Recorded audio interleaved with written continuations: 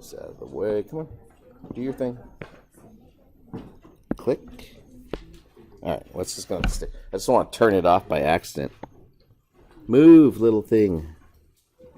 You like how small the letters are on my computer? They're tiny on that little thing. You can barely see it. Okay. So we're talking about acids and bases. Let's review real quick. If I have a reaction, let's say this is my reaction, NH3, ammonia,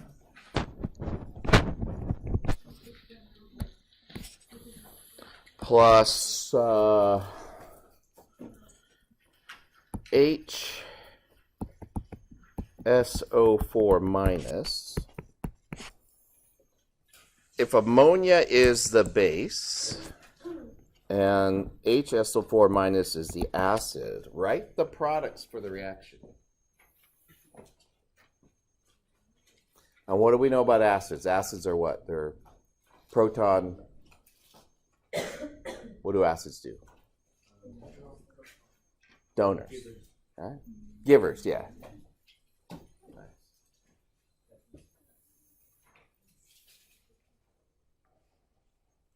Get about 15 seconds. I do have to get that Jeopardy music. That would just play it on my phone. Put it on a button.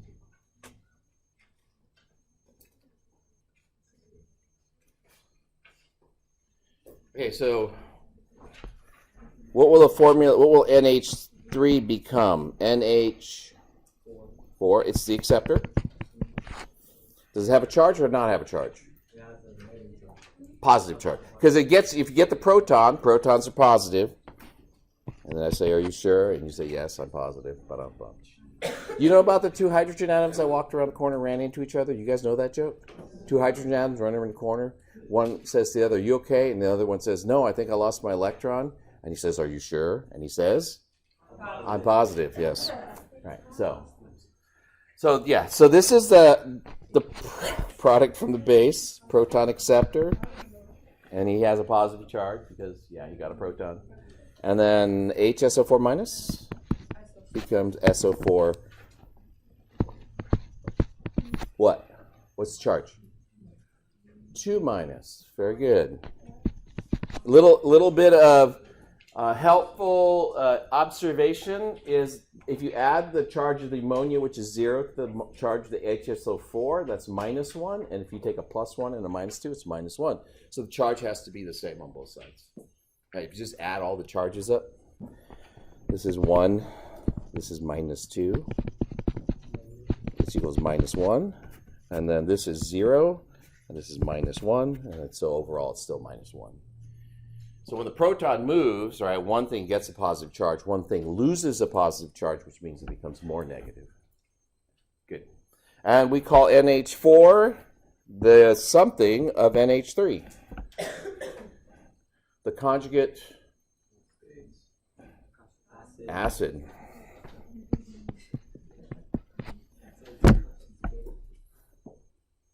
And then SO42 minus is the conjugate base. Very good. Cool. Now, there are some strong acids. We have strong acids and we have weak acids. What are the strong acids? Anybody know?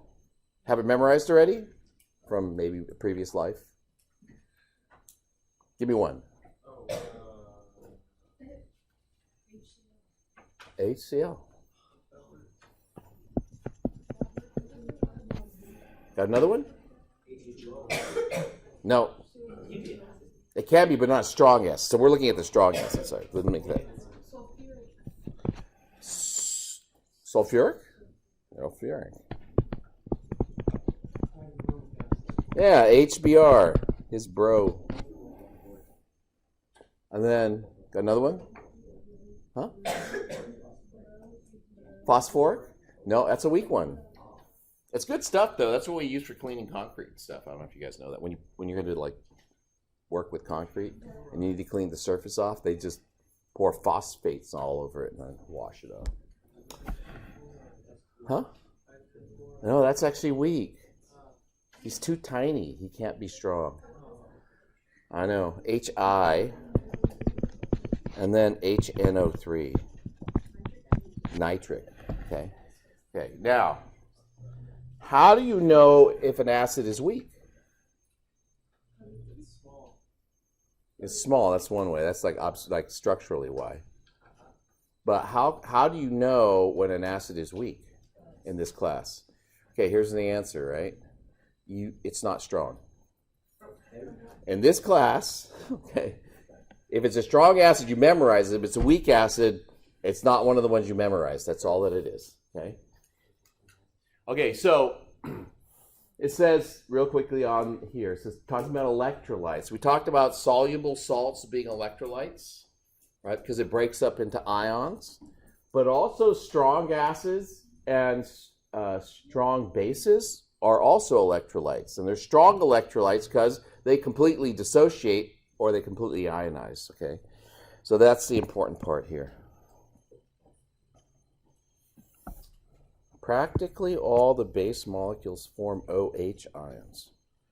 Actually, get rid of the practically, capitalize the A, and then we're good for strong bases. Okay, now, for weak acids and weak bases, those are weak electrolytes, okay? So weak acids are things like HNO2 or HF. H2O is super weak though, so we consider it a non-electrolyte because it's molecular. Good call though. All right. Okay, so those would be weak, and the only way you would know that is if I wrote formulas up, you would identify those as not being one of the strong ones, that's all. And the weak bases typically have nitrogen in them. So they'll end like this. Their structure, they'll have a bond to a nitrogen, and there might be like an NH2. These are actually known as amines.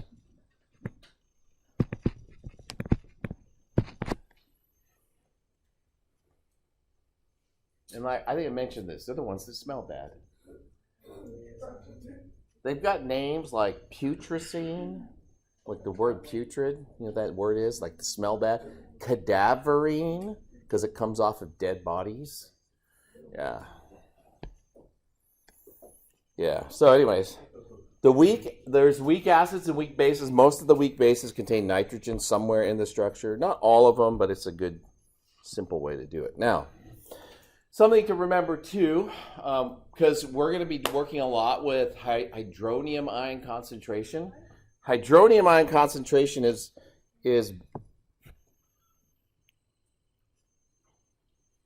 interesting. I just had another thought and I don't see anything. Oh, anyway, I'll come back to it. So hydronium ion concentration for a strong acid, all right, if you take HI, and we're going to use the Bronsted-Lowry acid-base definition, will react with water to form hydronium and iodide ion. Look at that. It's a strong acid. So when I say you have a 0.5 molar concentration of this, how much of that is there actually in there? Zero, because it all dissociates. And what you end up with, just based on stoichiometry, is 0.5 molar of this and 0.5 molar of that. And so your molarity of hydronium for strong acids, and it's the important thing to remember, will be exactly the same as the concentration of the acid. All right, same number, because it breaks up, and that's all it is. Can I say that again? You have a look of consternation on your face. I was just like trying to wrap my head around. Yeah, so strong acids, right, completely dissociate. So the concentration of a strong acid is the same as the concentration of hydronium. Now, for HCl, so HCH O2. This is formic acid, the stuff that ants make, right?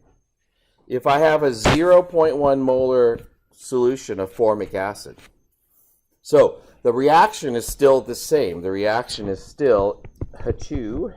I just like saying that.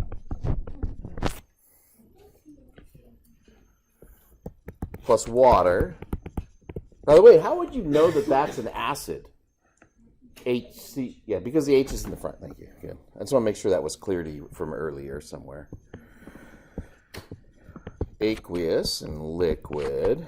I don't know why people write that as subscripts, but they do. And then it becomes, oh, so this is the acid and this is the base. What does this become? What's its conjugate base?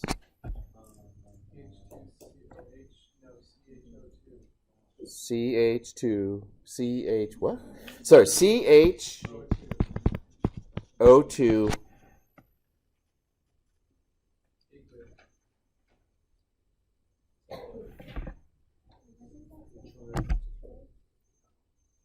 Oh, the little subscript?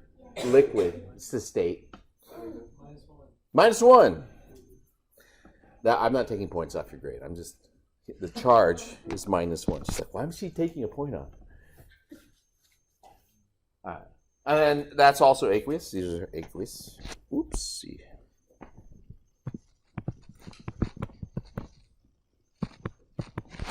And then what is the conjugate acid of water? H3O. Sure? Yeah, positive. I'm positive, yeah. These are just things to help you guys remember. This is how I remember stuff, unfortunately. My head's a whole jumbled up mess.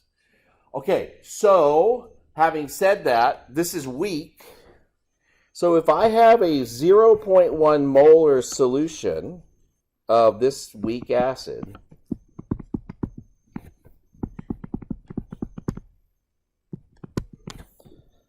after dissociation,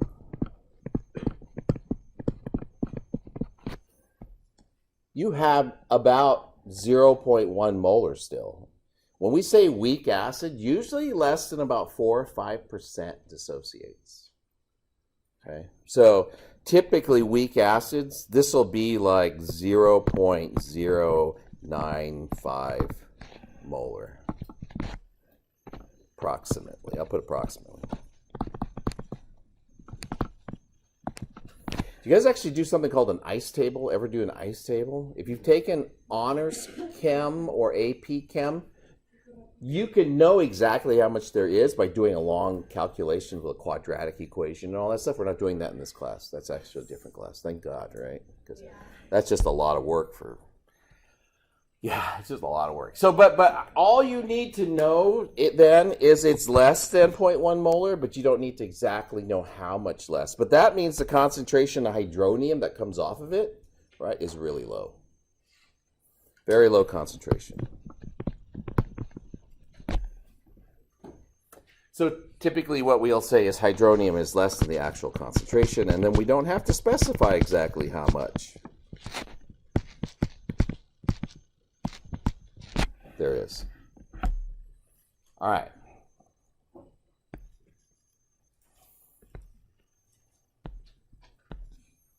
Autoionization of water. Yeah, so in water, let's just focus on this bottom equation, and we'll talk about all those words that are up there. So here we have water. One of them is going to be the base, and one of them is going to be the acid. So in water, water is able to be an acid and a base all by itself. It doesn't need anything else to be a solution. Kind of like when you're bored, you just, right, entertain yourself. So what happens is when H2O acts as a base, it always produces hydronium, right? This is a conjugate acid. And at the same time, the other one acts as the acid, so it becomes the conjugate base, and this is always the conjugate base. Hydroxide is always the conjugate base of water. So the base makes a conjugate acid, the acid makes a conjugate base. And they call this process autoionization or self-ionization of water.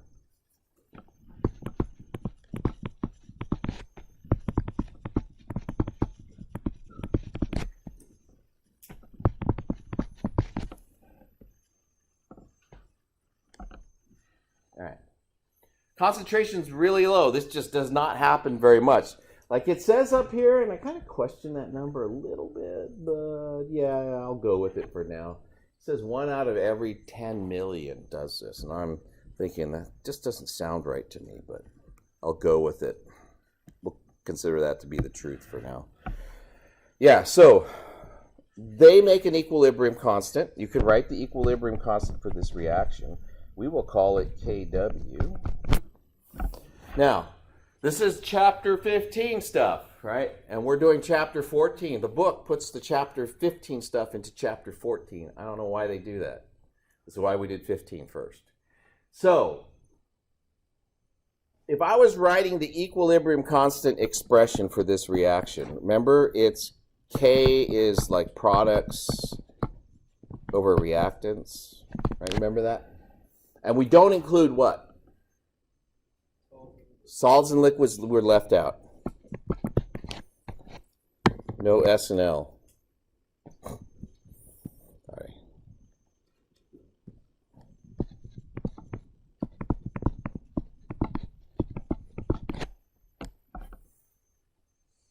So how would we write it? It would be the concentration of hydronium times the concentration of hydroxide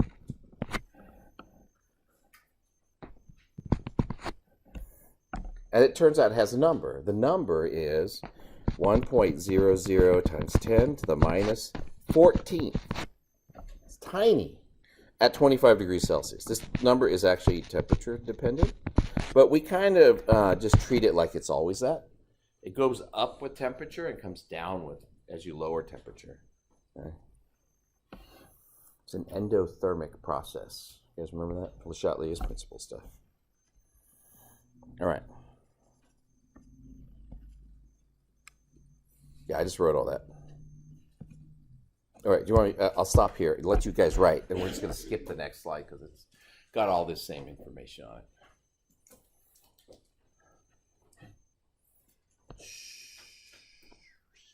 Writing, done writing. Good.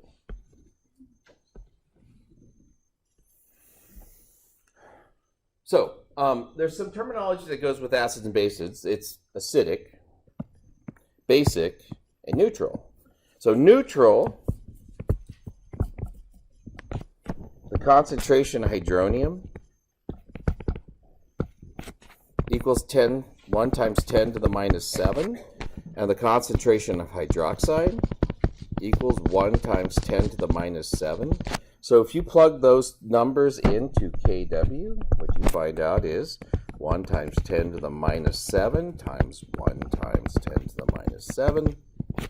That's equal to 1 times 10 to the minus 14. Okay?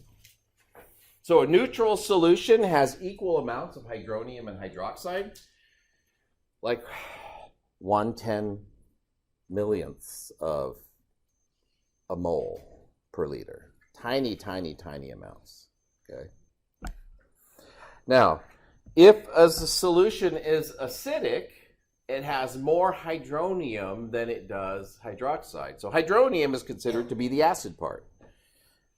So think about how Kw is working. If I make this number go up, and it's equal, this is a constant. What has to happen to this number here?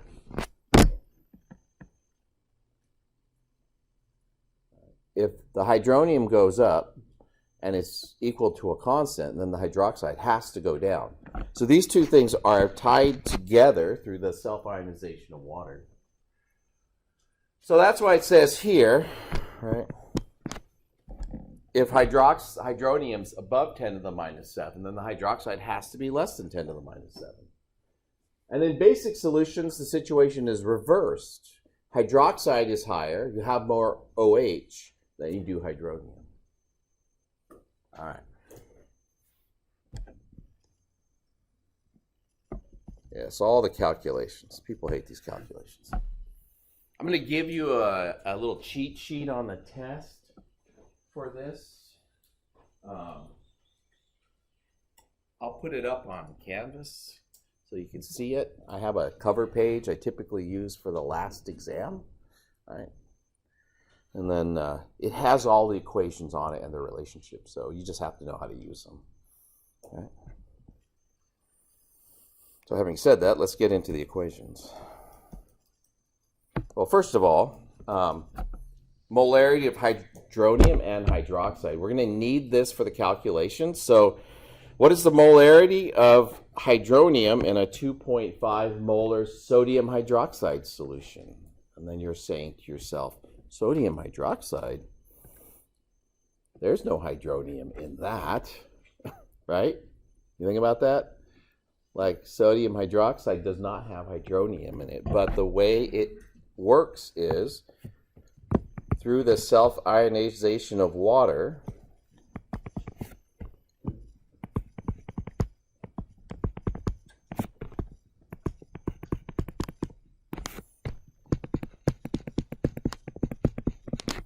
This gives you the hydroxide ion concentration. And the way we say it is the hydroxide suppresses the self-ionization of water. Through Le Chatelier's principle, doesn't allow as much hydroxide to form from water. And so then what happens is the hydronium ion concentration goes down by driving the hydroxide concentration up. Now, sodium hydroxide is a strong base. Now, how did I know sodium hydroxide was a strong base?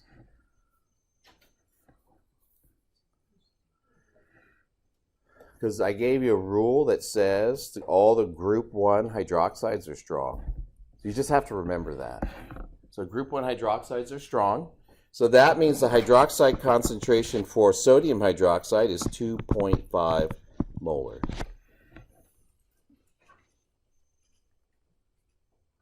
So to get the hydronium ion concentration, which is what, you know how you wrote H plus here? This is, you got to interpret this as H3O plus. We talked about that not being stable in water yesterday.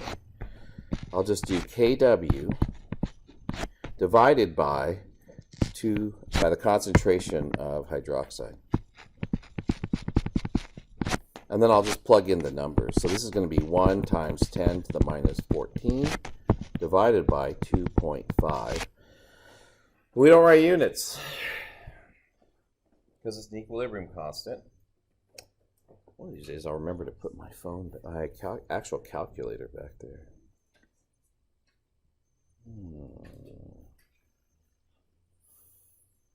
All right. My wife sent the ice cream lab procedure, just so you know. This makes me think I'm hungry. I didn't eat breakfast this morning. That's always a bad choice.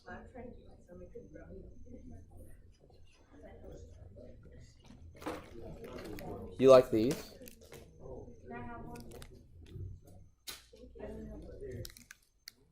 Are you, no, you're not. You're the one I'm not supposed to throw it at. Yeah. Yeah. I'm gonna throw it from here. I'll call it. From now, your name's Roberto Duran. You know who Roberto Duran was?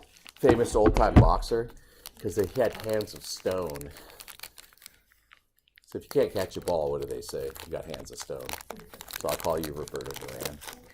He was actually a really good boxer.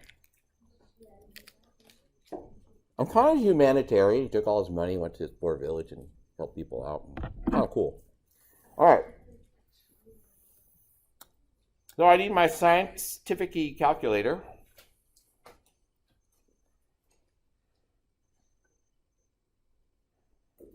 Let's see, 14 divided by 2.5. Oh, good golly, that's a tiny number. It's 4 times 10 to the minus 15. I don't know about you. To me, that's just a very unsatisfying number. I look at it and go, wow, that's small. I have no idea what it is. We'll talk about getting over that. All right. What is the molarity of hydroxide in a 0.0023 molar HNO3 solution? Again, Kw equals hydronium times hydroxide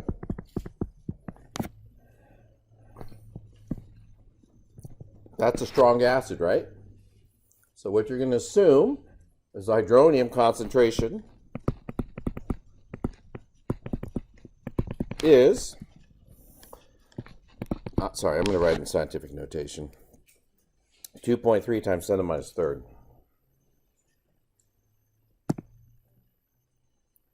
Can move all this out of the way.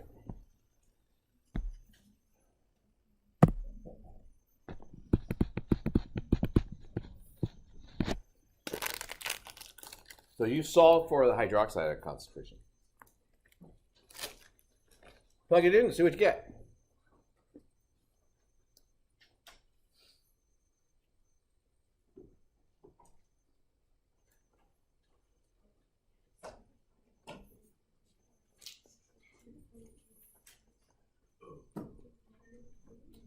I just let you calculate it. I'm busy eating. Right? Yeah. They're good, huh? You know what my favorite though is? You get the green ones, the regular granola bars, not the protein ones, and then you put peanut butter between the two, and you make a peanut butter granola bar sandwich. Oh.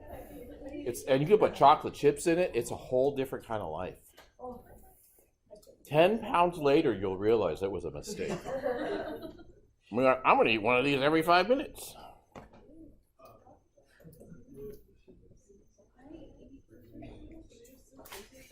It's like a Scooby snack for humans. Unless, of course, you're allergic to nut, then it's like the death wish, but it's different. Focus. What'd we get? What is the concentration of OH minus? 2.34? Yeah, something like that. 10 to the minus 12? Is that what you get? Somebody tell me what you got. If that's not what you got, I don't know. I didn't calculate. Did you get 4.34? That sounds better. The 2, because if you take 2.3 times 2.3, you don't get. 2.3. You don't. Yeah, it doesn't come out to be 1. All right. So 4.3. That sounds better. And oddly enough, there's not a slide with the answer on it. Sorry. And these will come out in units of molarity. So just a real quick side note. That top solution, is that top solution acidic or basic?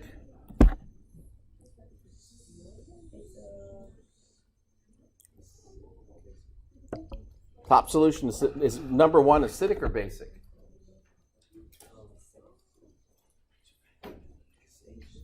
Huh? Why would you say that? Because it has hydronium in it? I tricked you. Okay, here's the answer. The top one is basic.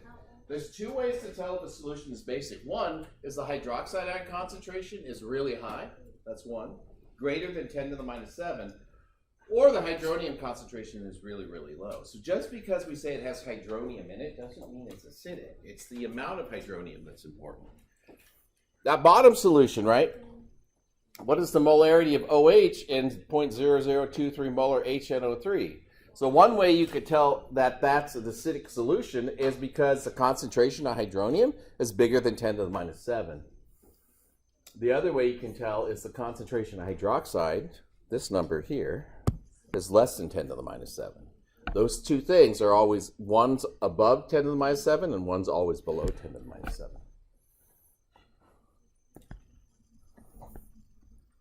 All right. I'm going to skip this chart for now. Well, I'll go ahead and talk about it. No, I'm not. I'm not even going to go into that. Okay. Whoa. I didn't want us to change. Now we're going to do this. So we have a thing called a power scale. Anytime you see the P in front, it's a power scale. So pH is typically how we represent how acidic or basic a solution is. We can also use pOH. To get the pH, you have to take the negative log, and this is supposed to be of H3O plus.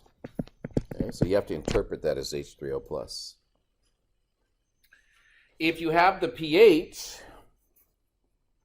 what you have to do to get the hydronium ion concentration back is to do this. You have to take 10 and raise it to the power of negative pH. So, for example, if I wanted the pH of water, pure water, you're going to, in your calculator, say negative log, and then this is 1 times 10 to the minus 7. Would there be like a table that's like 4 values and there's arrows drawn between all calculations that you have to go back? Nope. So we have to memorize those. The equations? Oh, no. There's not. Are you talking about, okay. Are you talking about weak acid ionization constant calculations table, or are you just talking about the equations? Okay, I think just the equations. All right. Because ice tables can be used to like, do a lot of this. Not ice tables. Okay. Yeah. So, yeah, I give you the equations. Okay. Yeah. I think I said that earlier, actually. Just saying. I'm going to give you a handout, but I don't have it handy with me, which is odd. Because you would think a handout would be handy, but it's not. Okay, so if you want to take the pH of a solution, you're going to take the negative log of it. Now, the log, this is base 10. You guys, I don't know if you guys know the difference between different kinds of logs, but this is a base 10 log. All right. Simply gives you the exponent of 10 that represents that number. So if you have 10 to the minus 7, you take the log of it, you're going to get negative, and then negative 7, and then you'll be plus 7. Okay.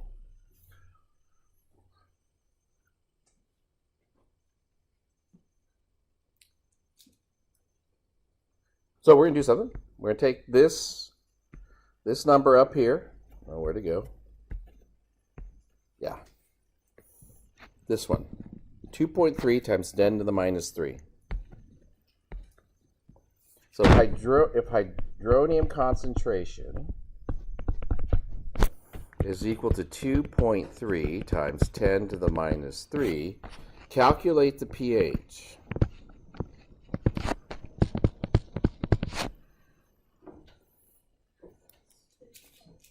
On your iPhone, if you're doing it on that, you have to turn your phone sideways.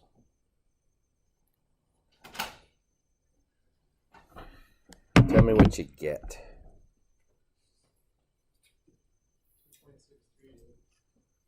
2.63. Yeah, 2.64-ish. Rounding. pH 2.64. Do it on your calculator now. Because if you can't do it, it means like, yeah, you're having troubles just with your calculator. Because I think you can read that and know what you're supposed to do, but there's buttons on your calculator for it. There is one on your phone too. If that's what you're using. All right. You gotta turn it sideways. Yeah, it's screen rotation, not turn it sideways.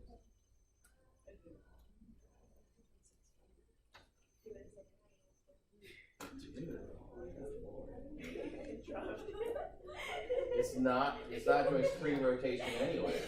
When you turn it sideways? It's on lock screen. Is the screen locked? No, she's just broken her phone so many times. No, you don't even need to lock the phone. How do we put it in the calculator? Okay, I'll figure it out. Yeah, so how you put it in your calculator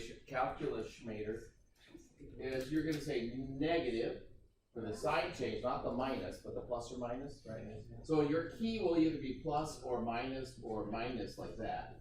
And then you're going to type the log button. I see which calculator they bought you. You'll type the log button, not the ln. There's two kinds of logs. The ln's natural log which is based on 2.3 something. And then there's the base 10 log. Okay, you do log base 10, and then you're just type the number in. So this one would be 2.3, and I hope you're all using the E button. You guys using the E button and not typing times 10 raised to the power of? Use the E button. This replaces times 10, and then the number that goes, it replaces all of that. Okay. Minus 3. You'll hit equals. So don't forget, you got this minus sign out here, and that'll give you 2.6. Make sure you can do that, because if you can't do that, you're just going to miss those questions, that's all. And they're not hard. You just look. Got it? Getting it? If you're not getting it, phone a friend. Somebody near you can do it, or I can help you do it. Throw out a lifeline. I don't know what they... Can't do that on a test, though. You look at me, I'm going to be like, I can't tell you. I could have told you, like, before we did this, but I can't tell you now.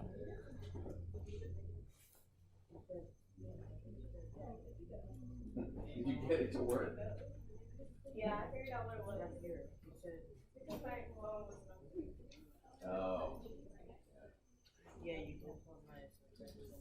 Yeah. Look at that.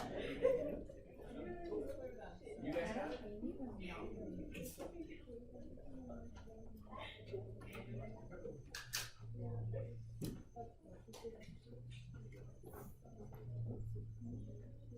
And I'm sure on the worksheets that he's given you, there's lots of these to do. So you should do them. Just practice with your calculator. Does he have a calculator? Did he lose his? You have a calculator, right? Okay, good. I just want to make sure, like, I provide calculators to my students that don't have them. It's just, sometimes they don't want to say, I don't have a calculator. So. And then they have to use a calculator they're not familiar with, which kind of screws them on the test. All right, so we're going to undo what we just did, but just really quickly. If the pH is less than 7, remember this is hydronium. If pH is less than 7, it's acidic. Low pHs means high hydronium concentration, and the reason it's that way is because of this negative sign. Low pH equals high hydronium concentration. Don't ask me why they did that. I have no idea. You can blame Arrhenius for that. Or maybe Bronsted, but I'm pretty sure it was Arrhenius. Let's say, we're going to go through the pH scale. Let's go through the pH scale now. So the lower the pH, the more acidic the solution is. The higher the pH, the more basic the solution. 1 pH unit difference is a factor of 10. So you guys know the Richter scale? Richter scale is the earthquake scale. It's a logarithmic scale. So if you have a 3 on the Richter scale, right, won't register. It's not a negative log, it's just a log. You have 3 on the Richter scale, you won't feel it. Most likely, unless it's right under your feet, you won't feel it. You have a 4, it's 10 times as much power. Okay.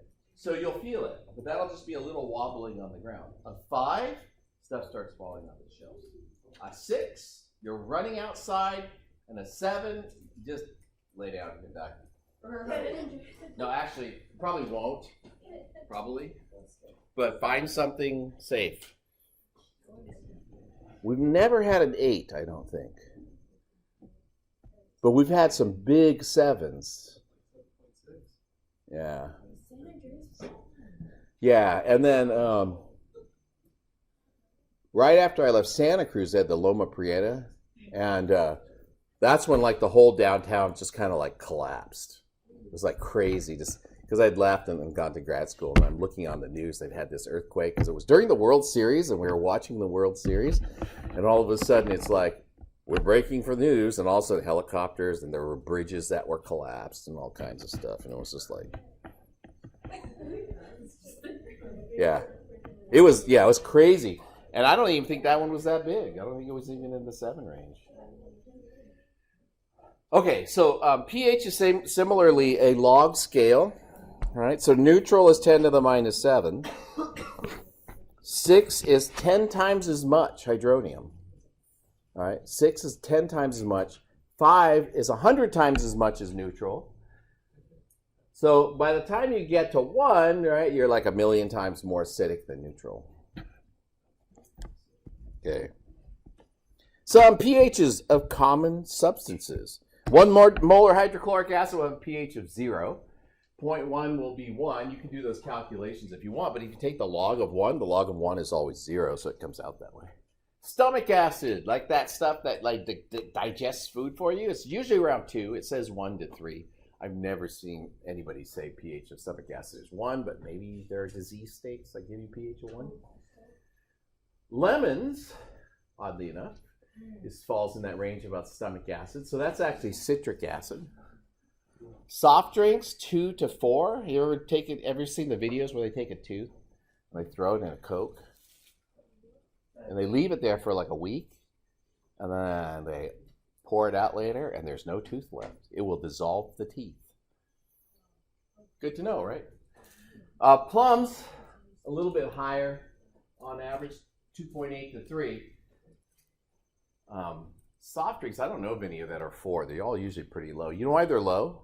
The pH of soft drinks is low? Because 2 reasons. 1, the fizziness comes from carbonic acid. That's why it's called a carbonated beverage. And 2 is they add phosphoric acid to it because it gives you that kind of grittiness when you drink it. The grittiness is dissolving your teeth. I love it, by the way. I drink soda all the time. I'm horrible. Oh, yeah, there you go. What is that? What is that, though? Huh? Oh.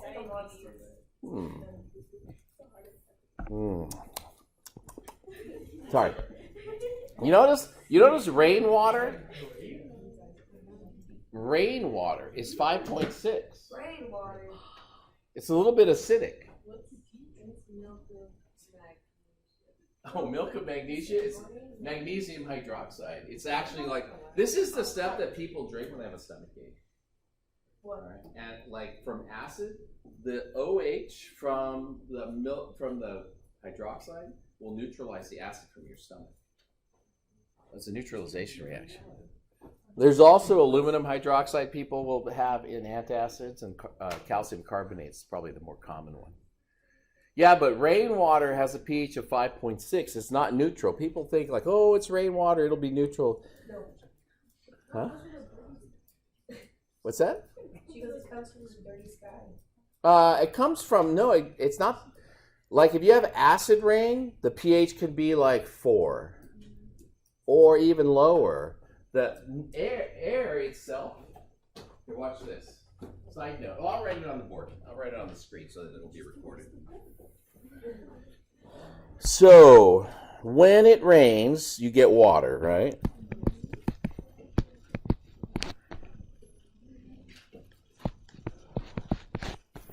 And then, what's in the air? Major components are oxygen, nitrogen, argon. One of the components is carbon dioxide. It's a respiratory product, combustion product. It comes from a lot of things. Okay, CO2. And these form an equilibrium to form H2CO3 aqueous. This is carbonic acid. So the carbonic acid actually comes from the reaction of water with the air, and then the carbonic acid makes the water acidic.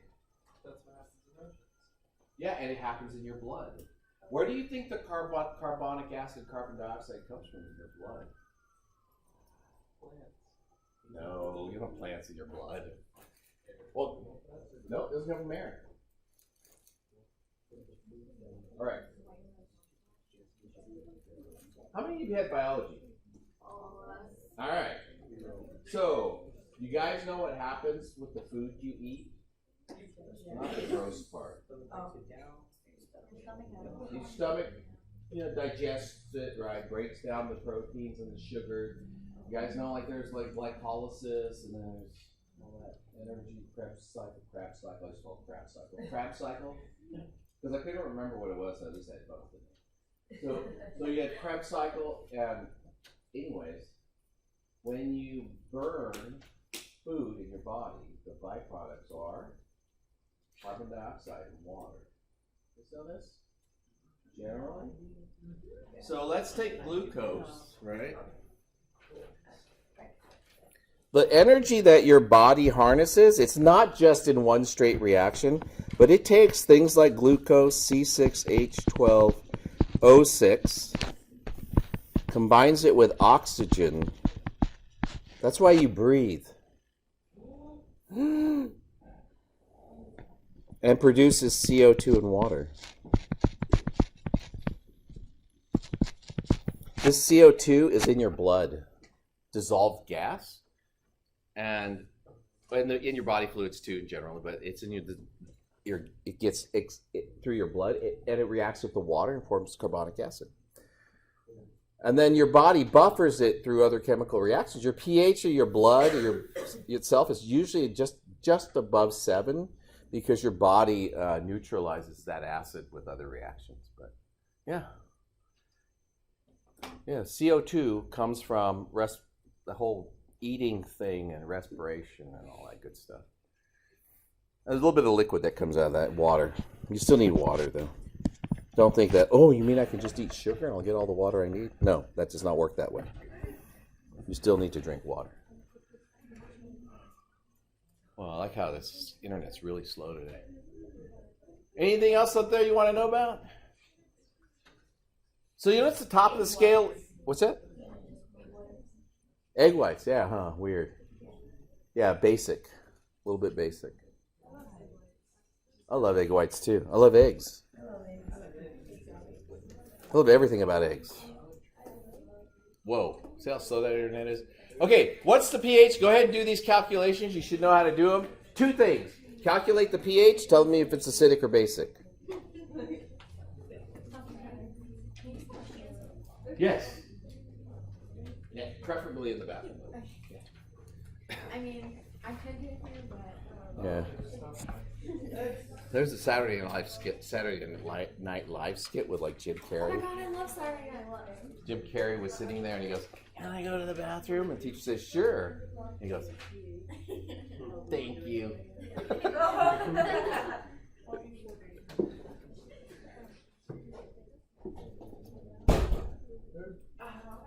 Pretty sure that was Saturday Night Live. It was pretty funny. It left a mark in my brain. Impression, yeah. But me and Ned's pizza receipt? What? Let's hide that from my wife.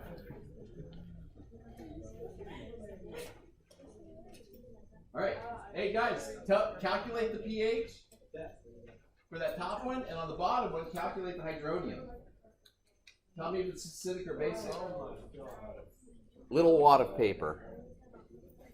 That's hard to do, by the way. Little wad of paper is the hardest. Did you get it? pH? What's the pH of that top solution? 2.3. Yay! That sounds about right. I'm not calculating it. I'm letting you guys. And for this one, I want to know the hydronium ion concentration. So question real quick. Is that first one acidic or basic? Acidic, less than 7, right?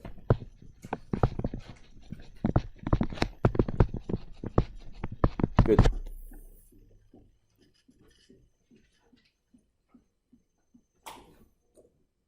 Now what? The pH is 12. What's the hydronium ion concentration?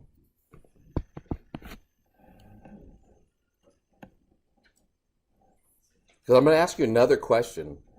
It's like the only place, I didn't see it anywhere on the slides. I don't know why. I'm going to give you some more information. What is this concentration? What is the concentration of hydronium if the pH is 12? What? You said it. It's 1 times 10 to the minus 12.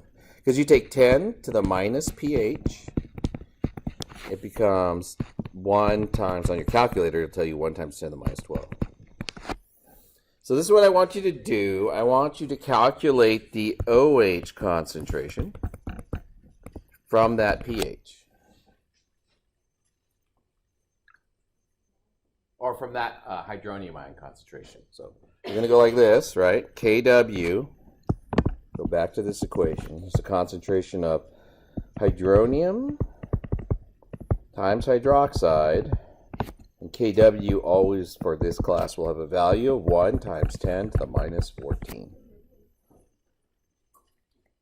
So I have Kw divided by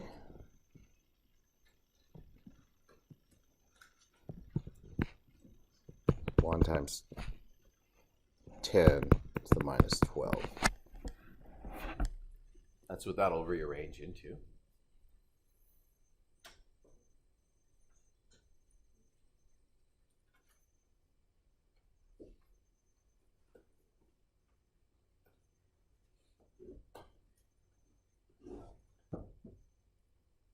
I'm going to have you do one more thing after that.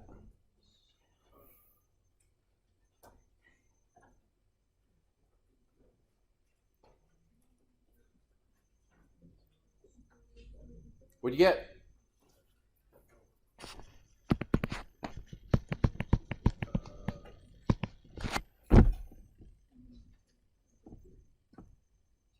Did you do it? You're looking at me. Oh. What'd you get? Oh, I got 101. Yeah, so which is 1 times 10 to the minus 2. All right. Last thing I want you to do, and then we're going to put all this together and we're going to take a break actually, is calculate the POH. So POH has a similar definition to pH. The POH is equal to the negative log of the hydroxide ion concentration.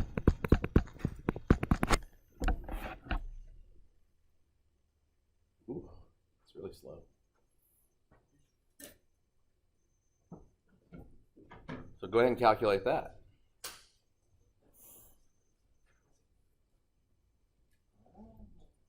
Ah, it's like magic.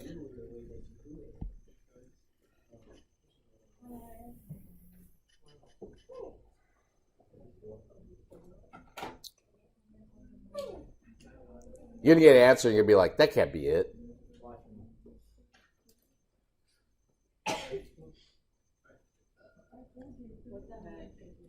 What is it? Is it 2? It's 2. Oh, we can do this. But just Yeah, yes. stop talking so that way you can do it. I don't care. Did you hear what he said? Show it. The Jackson, show it. Well, he said it already, so I'm going to sing it twice. So, no. So here it is. You said you weren't going to say it again. No, I'm going to say something else. He said it, but he didn't say this.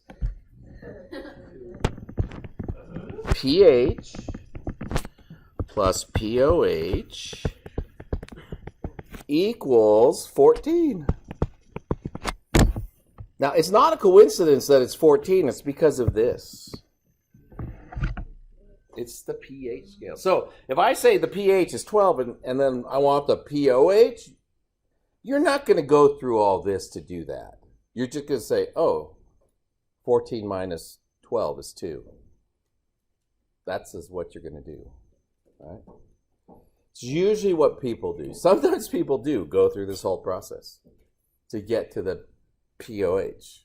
And I'm like, okay. So we're going to talk a little bit about POH, but we will do that after a short commercial break.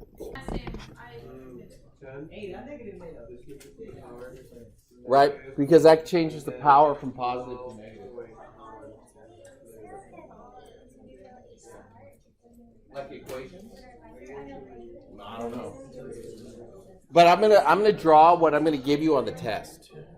I'll draw it on a blank page, and then you'll get a nice clean version of it on the test. Yay. Okay. Oh, you know what? I might be able to pull it up. Hang on.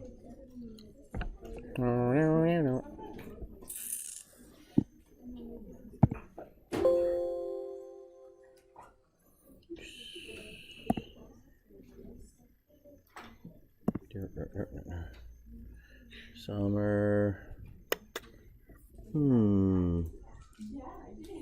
Maybe I can't. It's not on. Oh, here. Practice test. There we go.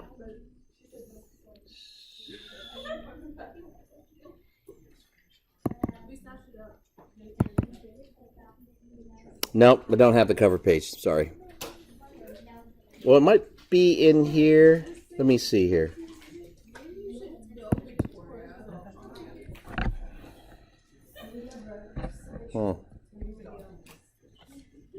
Nope, that's not it, unfortunately.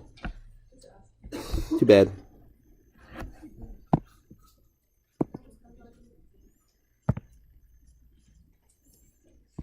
Okay. Okay, let's go over, and I'll let you guys practice the remaining problems. Let's go over what you'll get on the test for this part. And then we'll talk about buffers, and then I'm going to start the next chapter because I like to get as much in this week so that over the weekend you have more time to study, and there won't be as much to study next week because we're going to do Monday, Tuesday, and then last exam. It's not a cumulative final, it's just the last exam, okay? And you need to do well because we don't drop exam scores or anything like that. All right, I'm going to add a page here.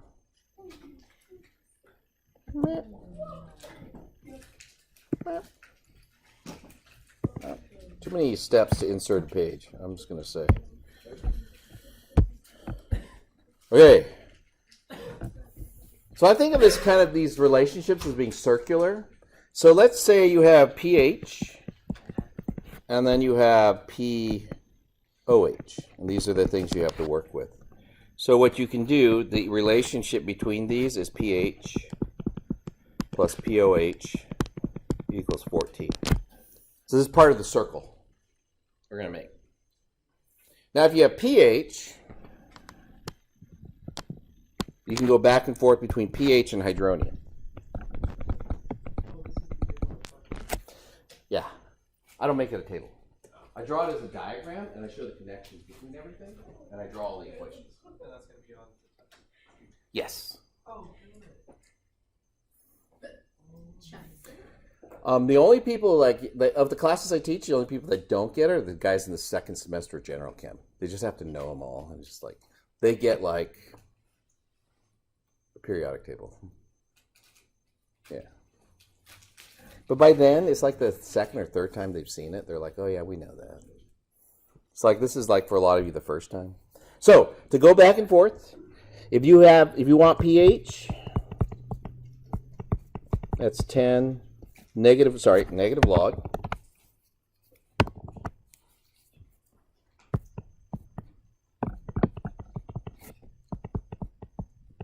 And hydronium here. Right. If you want to go the other way, hydronium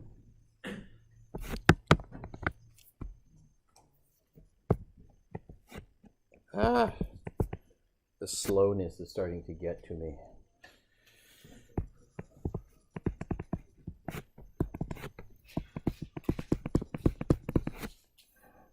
Now if you want to do the last bit of this diagram will be the hydroxide ion concentration. All right, and that's Kw is equal to hydronium times hydroxide. And I do believe it says something like this, equals 1 times 10 to the minus 14 here.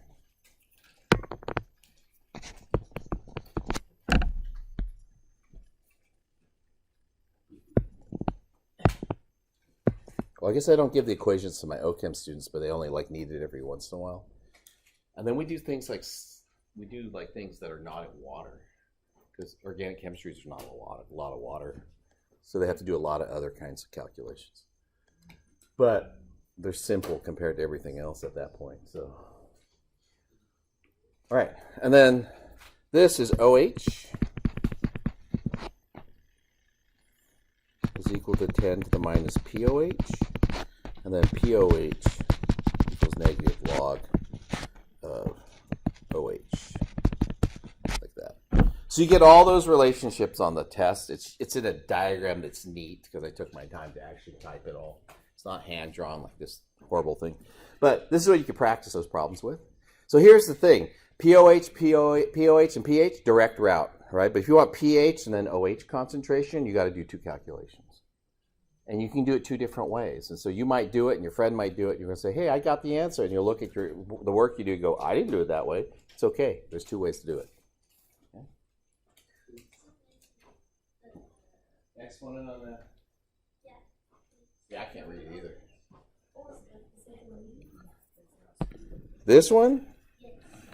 I'm going to write it super neat, but super small. Still can't see it, huh?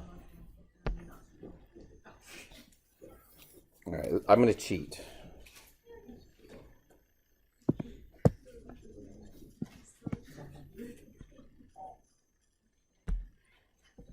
There. It's still tiny. It's funny when the internet thinks. Good?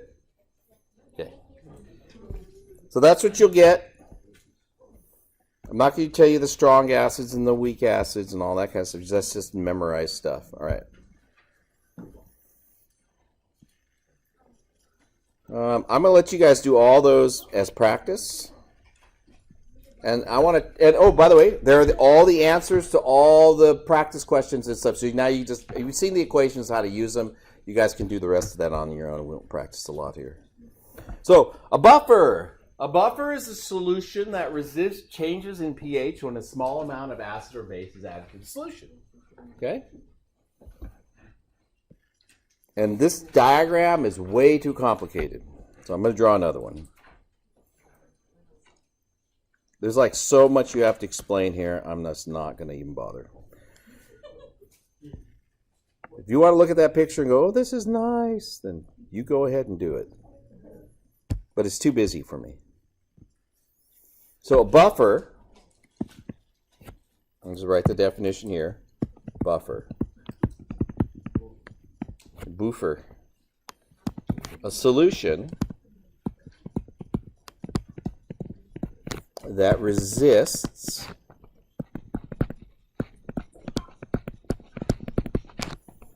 a change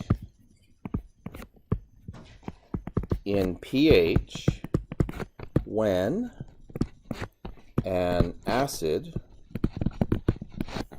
or base is added. Okay. So I'm going to write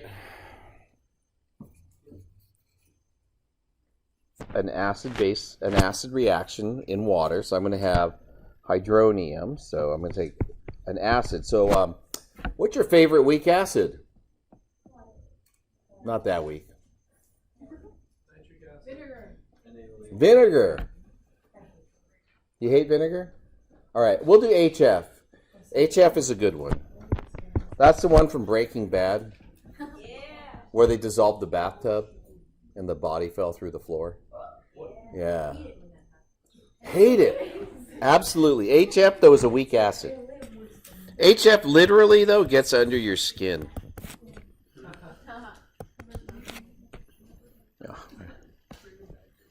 Oh, when I tell you how it works, you're going to get all grossed out.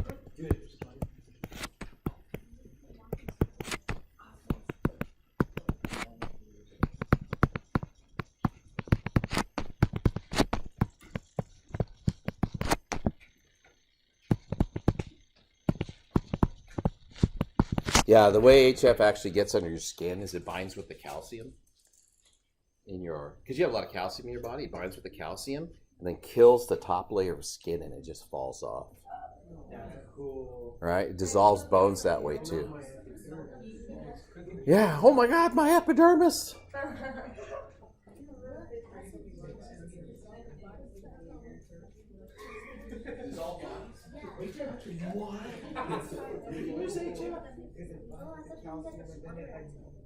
No, well, you can also use like nitric acid or... Yeah, there's lots of weird stories of people trying to dissolve bodies in barrels of acid, which are true. They just sealed them up in a barrel of acid, usually dead. Wait, usually? Usually. It's gross. No, usually the whole body doesn't dissolve. Really? It's gross. I don't even want to think about it. Why is that though? It doesn't dissolve on the body. I don't know. It's not my area. All right, I just know gross stories. So okay, here. You guys all agree this is the acid reaction of hydrofluoric acid with water to make hydronium and fluoride ion. Okay. HF is a weak acid, right? But let's say I make this solution, but weak doesn't mean not dangerous. It's one of the most dangerous. Let's say you have a solution, it's 0.5 molar of this, and you make it 0.5 molar of this. Okay? So you just make that solution. Because you're not going to get that from the self-ionization process. Because HF is weak, you only get like 1% ionizing. So to get this solution, you actually have to mix the acid. So this is a weak acid. And a weak base. With its weak conjugate base. Okay. And those are the two parts. Like you need a weak acid and its conjugate base. You need those two things to make a buffer. You can't make it with a strong acid. And I'll explain to you why that is in a second. So you kind of get what's going on right now? I've got some of the acid. I've had some of its conjugate base. I put them in my cauldron, my beaker. Can you drink them? No, not this one. Ooh, And shut up. It's gross. And you stir it around with your finger because you're an alchemist. And then what you do is this. You're going to add HCl. Okay? Now here's what's going to happen. The HCl is a strong acid, right? How do I know that?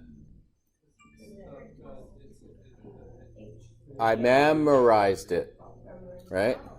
HCl is strong. So we're going to add HCl, and when you add it to water, this is going to make hydronium. Make sense? HCl added to water makes hydronium.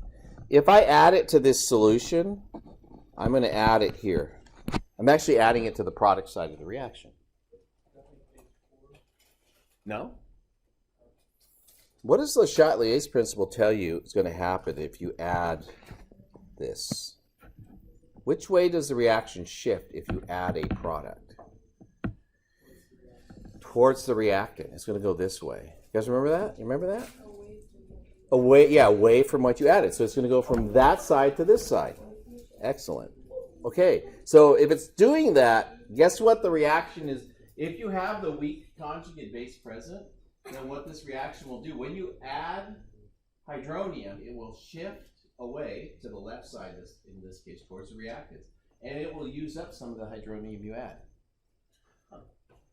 That makes sense? So I'm adding hydronium. It shifts to the left, away from the product side, so it shifts towards the reactant. And it will use up some of the stuff you added. So what happens is it resists a change in hydronium, because we call it a buffer, right? It resists a change in hydronium ion concentration. Like if I add it, it'll use it up. If I take some of it out, it'll make some more. Okay? So if I'm adding this, the reaction will shift left.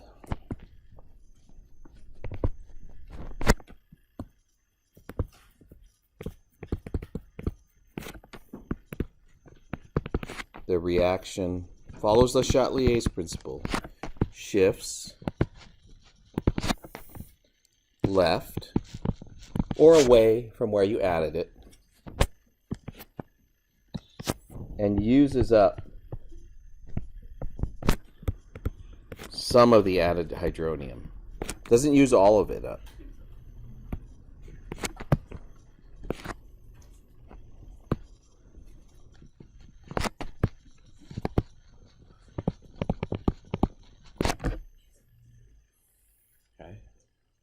And this is what we mean by it resists a change in pH because it uses some of the product up. Yeah. Now, what happens when I add? What happens if I add NaOH?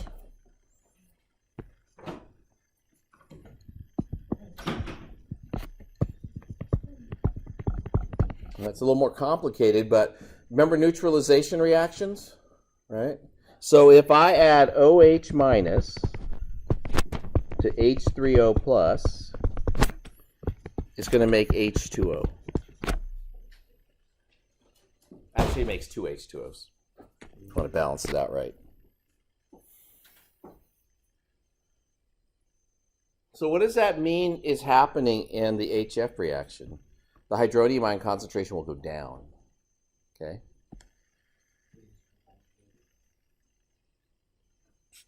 So adding OH minus decreases the hydronium concentration.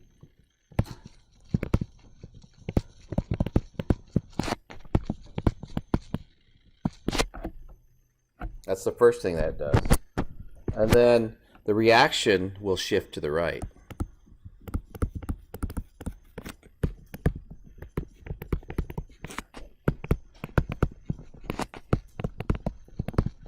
Right, so if you're taking stuff out, it moves towards that direction.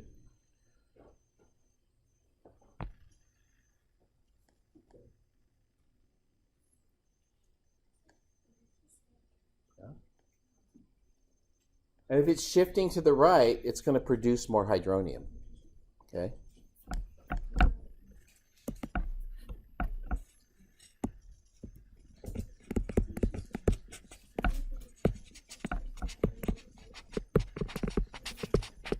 So shifting to the right, the reaction replaces some of the used hydronium.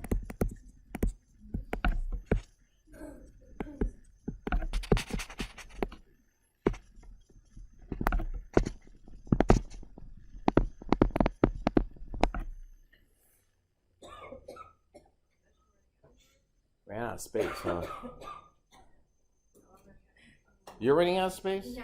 Sorry. Flip a page over, right on the back. Wait, what does that word say? Last one.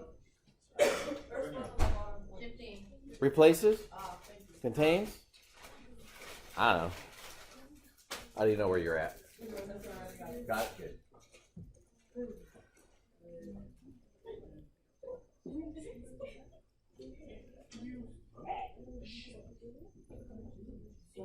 Got it? So this is the way a buffer operates. When we talk about buffers, right? This is what we're referring to. Most important buffer system, which he does not seem to talk about. Well, here it is. This is the most important one that you should be concerned about, is the carbonate bicarbonate buffer system. It's actually not on here, so I'm going to write it on my slide up here. Most important buffer system that you can worry about is this one.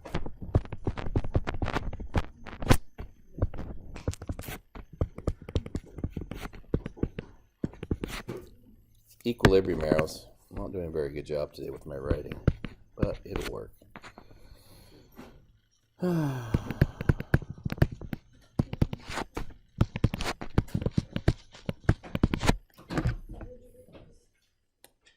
All right, why is this buffer system important? Are you okay over there? Dropping stuff? Yeah. Why is this buffer system important? Anybody know? For like plant physiology, human physiology.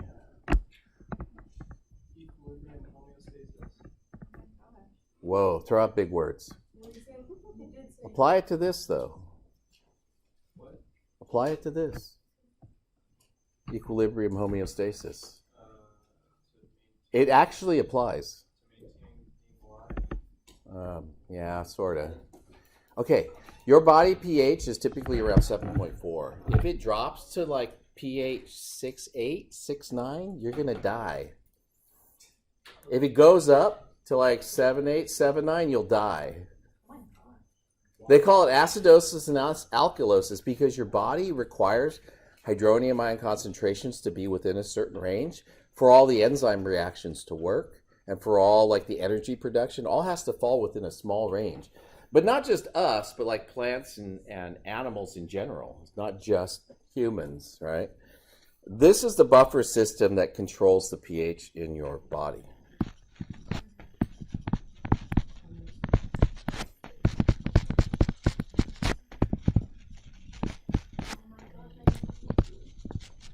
And the word homeostasis, trying to maintain a certain pH, is what this applies to. This applies to the term homeostasis in your body. Okay?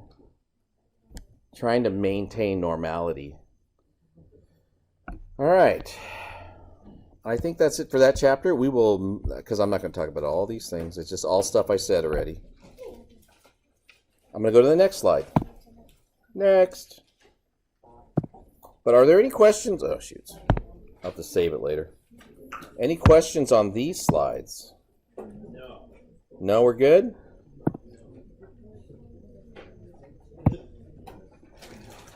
Next chapter, oxidation and reduction. We're not going to do a lot in this chapter. We're going to blow through it.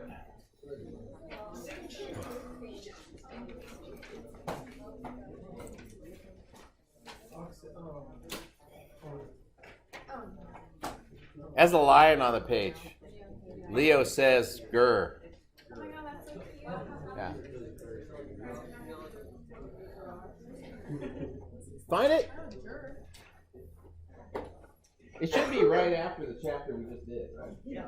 But there's like a million pages in between it. By the way, the homework. Right? I didn't collect it up. Right? I didn't collect the homework up the other day, but I still want it. Okay? So when we go to lab, I'll collect it from those of you who have it. From those of you who don't have it, I'll collect it from you on Monday. Because I didn't ask for it yesterday. I just was waiting for people to turn it in, and nobody did. But I guess you turned it in at lab, and we didn't have lab. So he's collecting the homework. Yeah. The stuff in your binder. Include the study guide, right? No. It's all this.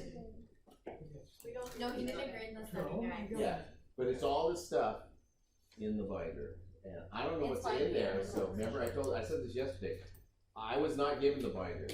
I'm assuming that he was collecting everything. Now, if you did collect study guides, then he didn't collect study guides. Just turn in what you normally turn in.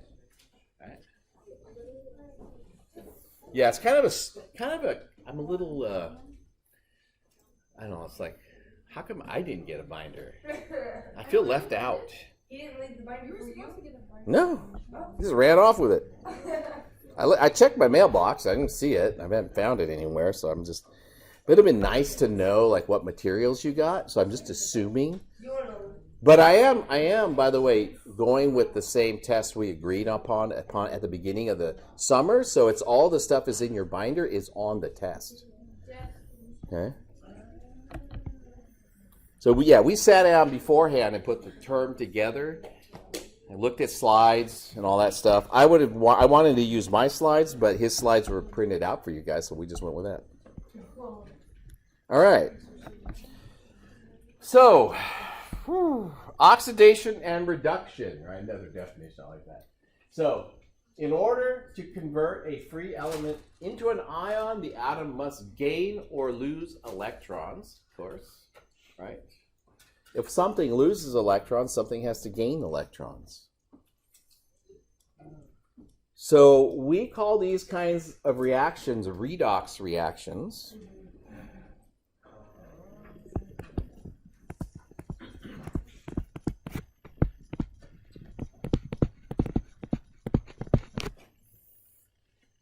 It actually says that right below. Right.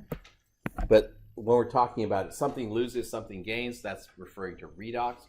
Because in the course of the reaction, something is being oxidized and something is being reduced. So sodium chloride can be made through a reaction of sodium metal and chlorine gas. And let's see if this works.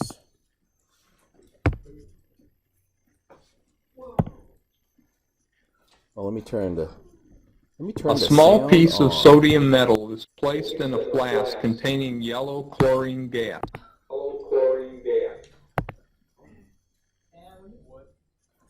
Right? Exactly. That's what I said.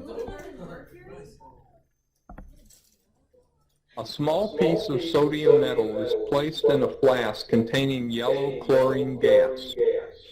So that's sodium metal, and chlorine The is the yellow flask gas. also contains sand to prevent the heat which will be generated by the reaction from cracking the glass. I blame the slow internet. Initially, no reaction is observed between the sodium and the chlorine. The reaction will be initiated by adding a drop of water to the sodium.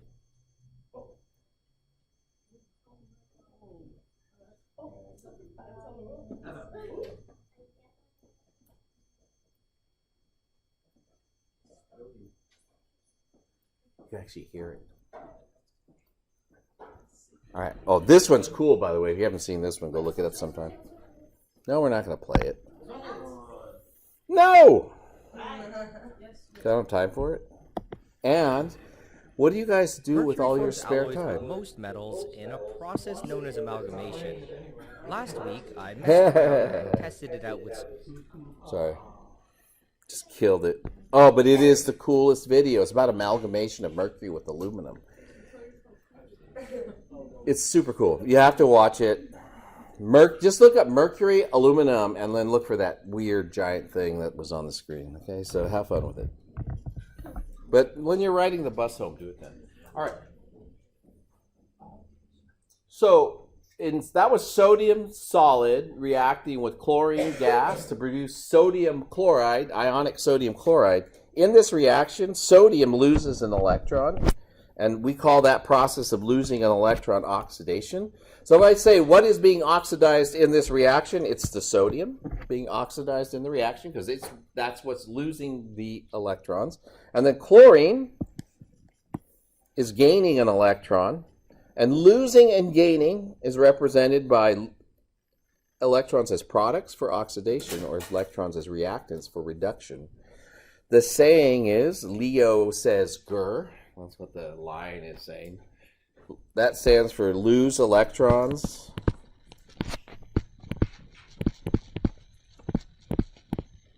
oxidation, and then gain electrons is reduction.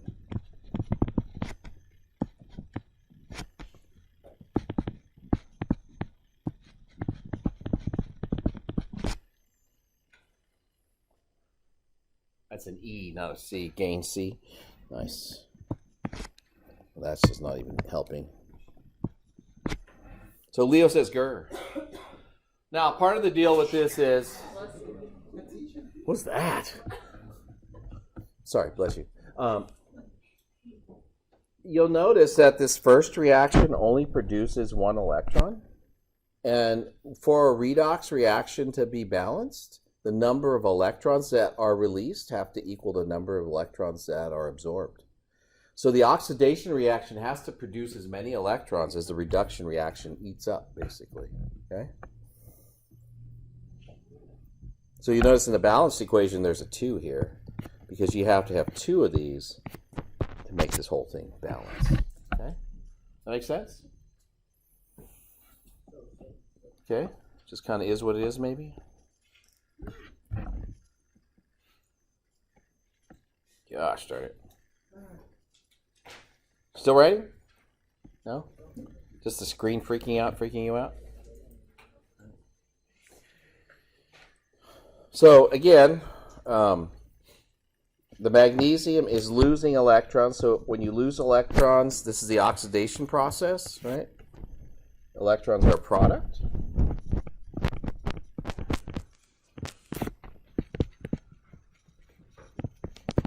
And when you're being reduced, the electrons are the reactant. Now, along with this process, there's something that we call oxidation numbers. And I think he has a slide on it somewhere separately, but I like talking about it here. The oxidation number is often represented by the charge of the substance being oxidized or reduced. Okay, so what is the charge of magnesium? Not magnesium 2 plus. What is the charge of Mg? No, not the magnesium 2 plus. What's the charge? This is like a trick question. It's neutral because it's an element, right? So all pure elements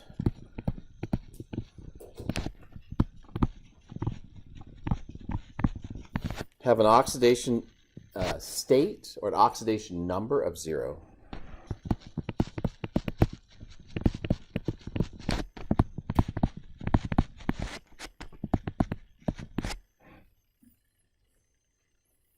Now, ions, monatomic ions, their oxidation state is their charge. So monatomic ions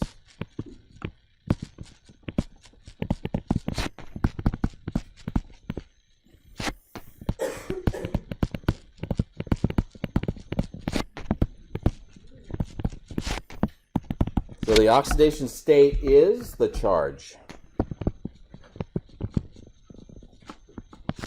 So for sulfide ion, the oxidation state is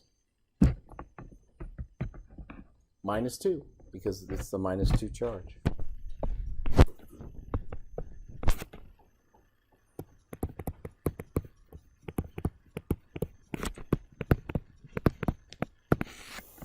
And for magnesium ion, it's +2. He writes it as +2. Typically in chemistry, it's written as a 2 plus, but I just went with it this whole time. All right, it's a 2 plus charge.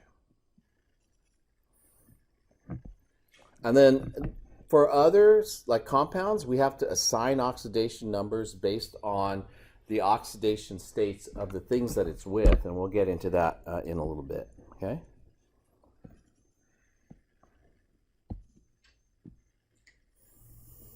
Just a side note in this chapter, really.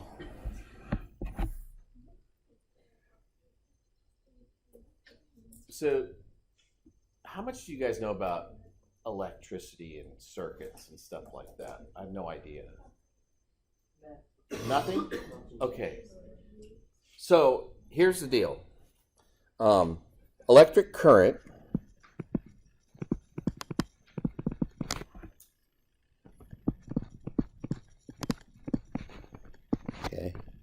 is movement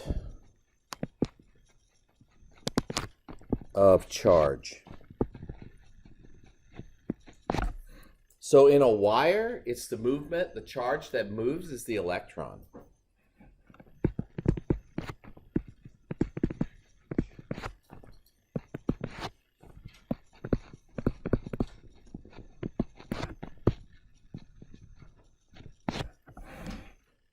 Because the wire, the metal itself, stays in one place. So in order to get electrons to move, you have to create a reason for them to move. So like if you just take a piece of wire, like if I handed you this end of this wire, all right, and then you're going to grab the other end and we'll get shocked. Ready? How come she didn't get shocked? Because there's no reason. They don't want to go from one hand to the other, right? There's no reason for them to go. So there has to be, if there's electrons in this wire, there's actually wires in here, it's not actually wood bare wire. Let's just pretend it's a wire. If there's electrons in this wire, how do I get electrons to move? That energy in the form of potential energy. I put a positive on one side. That's the direction the electrons will want to move because they have negative charge. On this end, I have to supply electrons. On this end, I take the electrons out. So this will be the negative end, and this will be the positive end. So, okay, if I handed you this wire, and then plugged it into the light bulb fixture at the top, right? Then what would happen is, that side has either positive or negative. She is actually on what's called ground plane, 0 volts, and it'll go like straight through her, and then she'll die. Okay. It doesn't take a lot of voltage to kill somebody. What actually kills people is electric current, because the electric current, when the electrons go through your body, remember we talked about electrolytes and the movement of electrical signal? It'll disrupt the electrical signals and then stop your heart. So what's the difference between voltage and amperage? One, voltage is the potential, like the difference in energy, And the amperage is the flow of electrons from the high side to the low side. And how fast? And how many are going per second. Yeah. And then there's resistance. That's how much current can go through the wire. So just following on this analogy then, right? We think of electrons, electricity as the flow of electrons. You could think of it like a river. Why does water flow in a river? Gravity, because one side's high in energy and one side's low in energy. And we think of gravity as potential energy. It itself doesn't do anything, but can cause things to happen. So this is high positive side, right? This is the positive end. This would be the negative end. These would be the electrons. And when a redox reaction happens, it's happening because of that reason. There's a high potential side and a low potential side in the chemical reaction that's causing the electrons to flow. Okay? On the other hand, you can supply voltage and make an electrochemical reaction. These are called electrochemical reactions. You can supply voltage and make electrochemical reactions occur.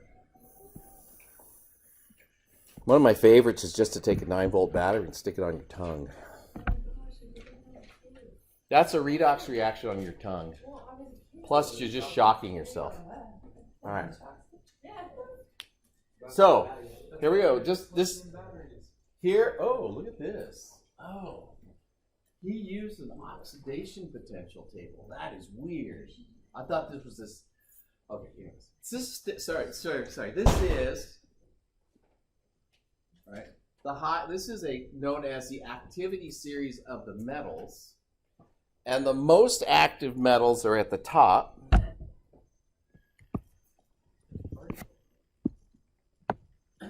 There is, huh? There's something going on over there. And the least active metals are at the bottom.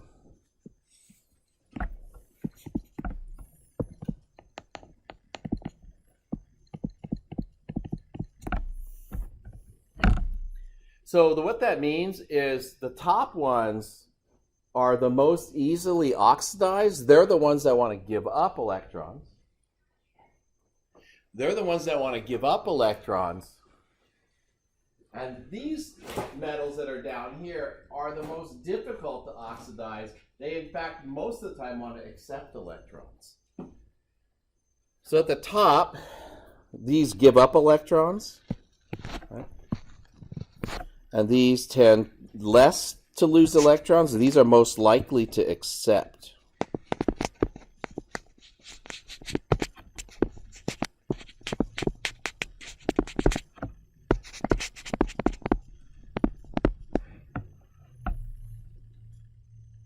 All right. Oh, good. I'm going to draw something here. He does have an example with pictures, but I just want to write.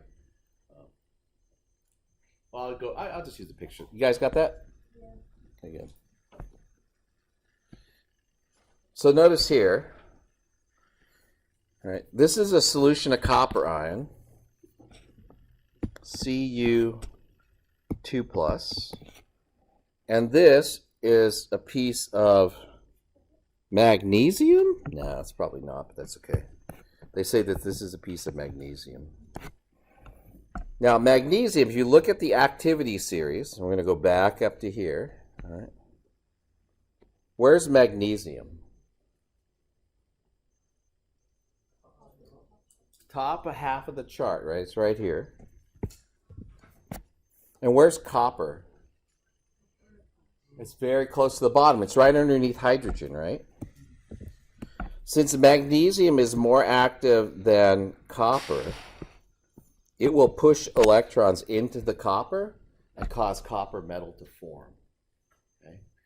So if the metal is more active than the ion, that's how I usually summarize this. Metal, more active than the ion, a reaction takes place.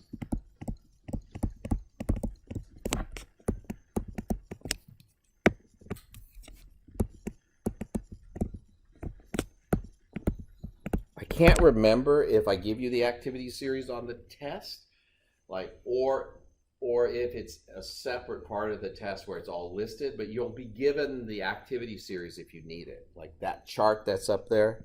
You don't have to memorize this list. I don't know what the list is memorized anyways. But you need to know how to use it. Okay? The reaction that takes place is the reduction of copper to form magnesium ion and copper metal. And you can see when you take and you put this magnesium strip into copper, that is copper metal that's forming.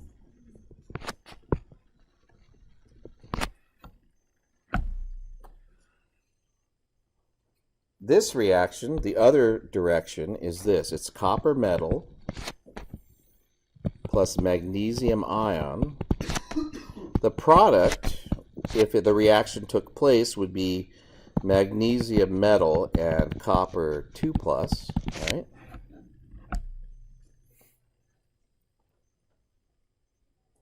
This doesn't take place.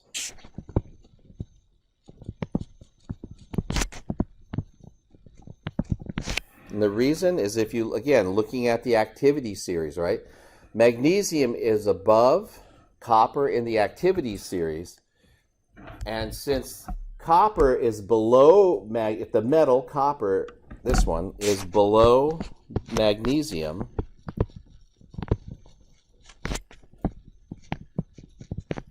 then no reaction takes place.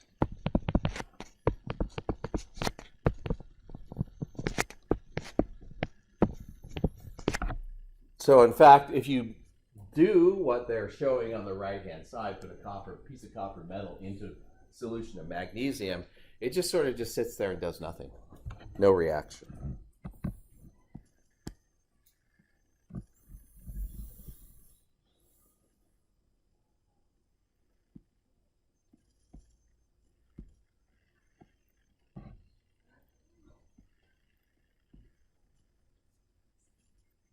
All right, that's actually zinc and copper in that picture.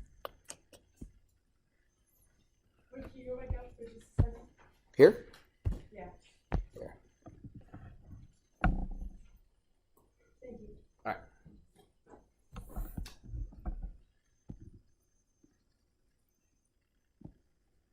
So here's an interest. This is known as an electrochemical cell.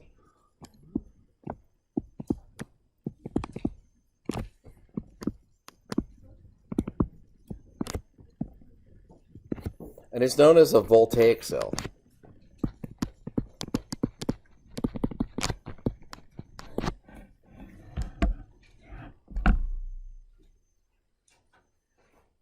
Anybody know what we call a voltaic cell in everyday life? No, battery. Those are photovoltaic cells, which means they're using light to create energy. So it's a supply. Voltaic simply means it's energy producing. So photovoltaic. A battery uses chemicals to provide electricity. Okay.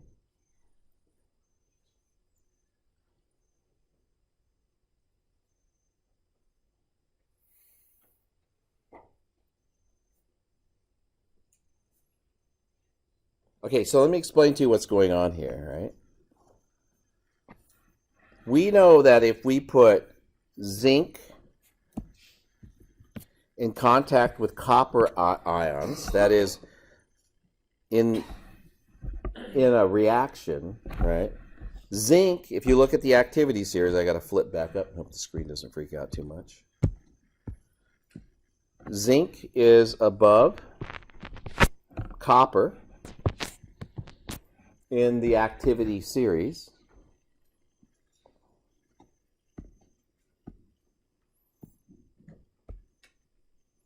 That we can get a reaction to take place. Okay, so zinc in the activity series is above copper.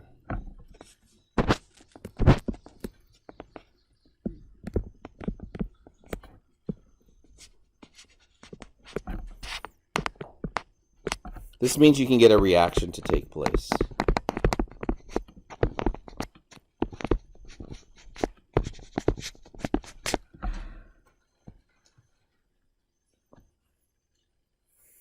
So what happens in an electrochemical cell is you have a cathode and you have an anode.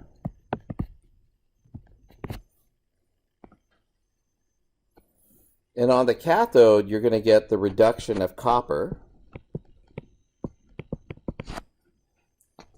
to form copper metal. And then in the anode, you're going to get the zinc to form zinc 2+.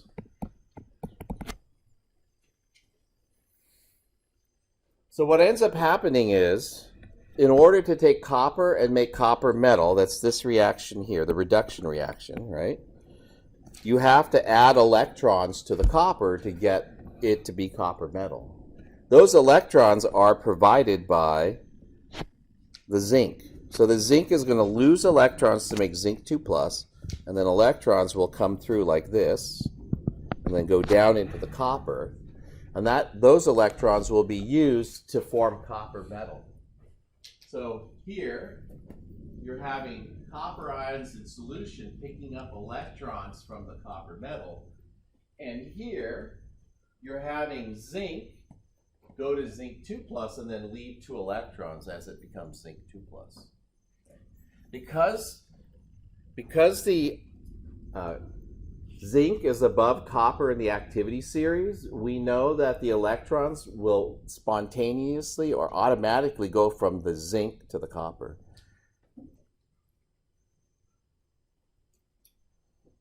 So if you put a light bulb, that's what they're showing in here. If you put a light bulb in that pathway, as the electrons go through that pathway, they provide the energy to provide the light for the bulb. Does this relate to the cathode ray tube experiment? No. Except for it's a cathode, and it's in a vacuum. Yeah. All right. So this is what you need to remember. At the cathode, you have reduction. Okay. At the anode, you have oxidation.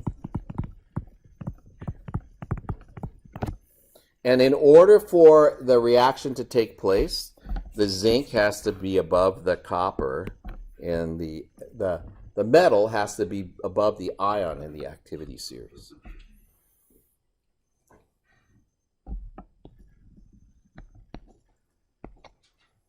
Okay, we're going to take a break, and then we're going to come back and take a 10-minute break. We'll come back and do balancing of redox reactions, which is going to take a lot of break. So I have to separate into what's being oxidized and what's being reduced. Now here's the thing. You don't know in advance, you don't need to know what's being oxidized or what's being reduced to do this. Okay? So I say lithium makes lithium plus because there's lithium there. And then sulfur, makes S2 minus. Okay? So this is what we mean by the half reaction method, is we take the reaction and we break it up into 2 reactions. Half is the oxidation and half is the reduction. Now, the next thing you do is you look at the charges of the half reactions and you balance them. Now, there's other steps that are involved in the more complicated half reactions. Okay, but in this one, all you have to do is look at the charge, and I know that I have to add 1 electron on this side because the left side, the oxidation, the total charge is 0. So the right side, the total charge has to be 0. Now, for the second reaction with the sulfur, right, on the right side, the charge is -2. I need to make the charge on the left side -2 as well. So that means I'm going to add 2 electrons to this side.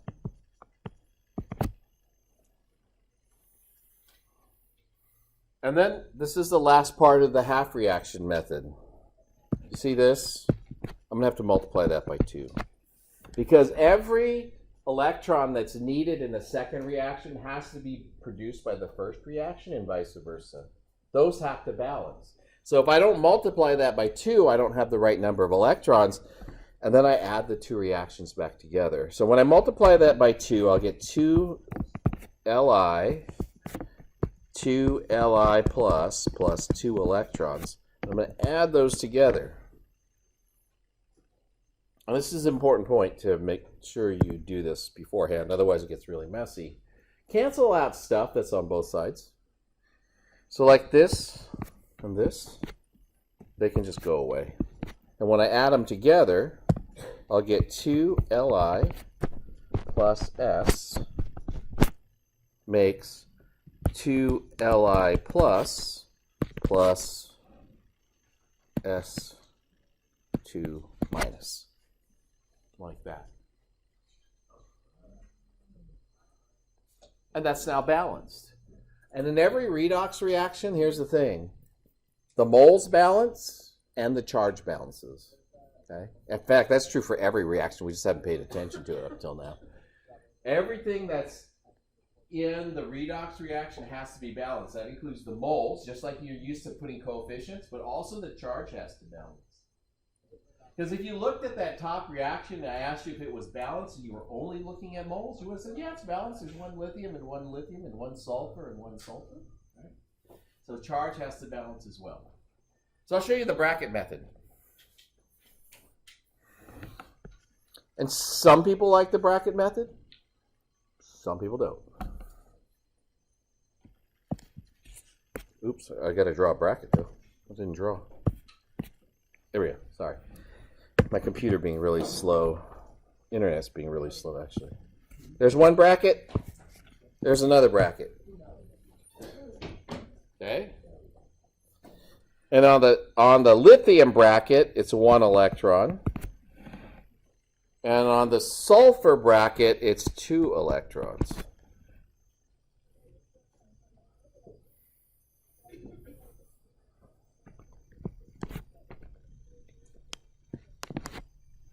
That makes sense? So I know from everything in the bracket that there needs to be 2 of everything on this bracket to balance the 2 electrons that are over here. So it's a little bit less writing. That's why people like the bracket method. They produce the same result. And so you'll know that you'll have to put a 2 in here for that lithium, and then you'll end up going 2Li plus S makes 2Li plus S2 minus, like that. So that's what we mean by the bracket method. Now, this is for all the simplest types of redox reactions. Either one, it's about the same degree of difficulty. Okay.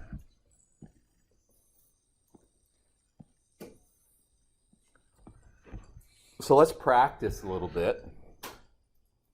And I'm going to scroll down. All right.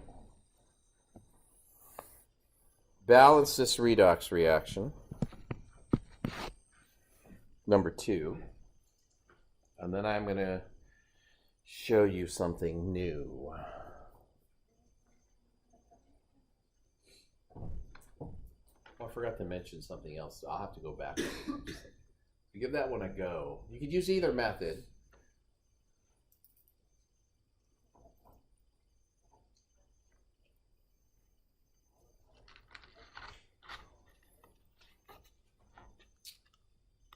Okay, I'm going to make a noise here. So I'm just going to try to throw this away. Blue trash can. Oh! I actually have to do that because sometimes I'll make horrible noises in class. And then in college, you'll get guys that have, or gals that have PTSD from being like in the wars that we've had in life, and it really upsets them. It does. They just like, it's amazing. Like, you don't think about it until you accidentally do that, and then they break out into cold sweats and they can't move. And it's crazy. War's bad. But life is good. All right. Did you guys do that one already? Break it up. Try it out. And then we're going to do the next one. And I got to throw the curveball at you.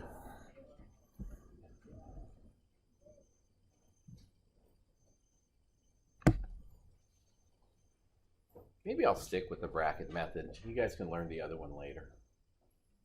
I like the bracket method. It's actually what I learned. For some reason, people stopped teaching it. It's like, what's up with that?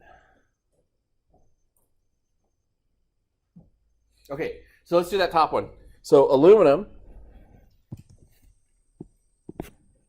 that's how many electrons? To go to aluminum 3+. It has to be a change of 3 electrons, right? So it's a 3 electron change.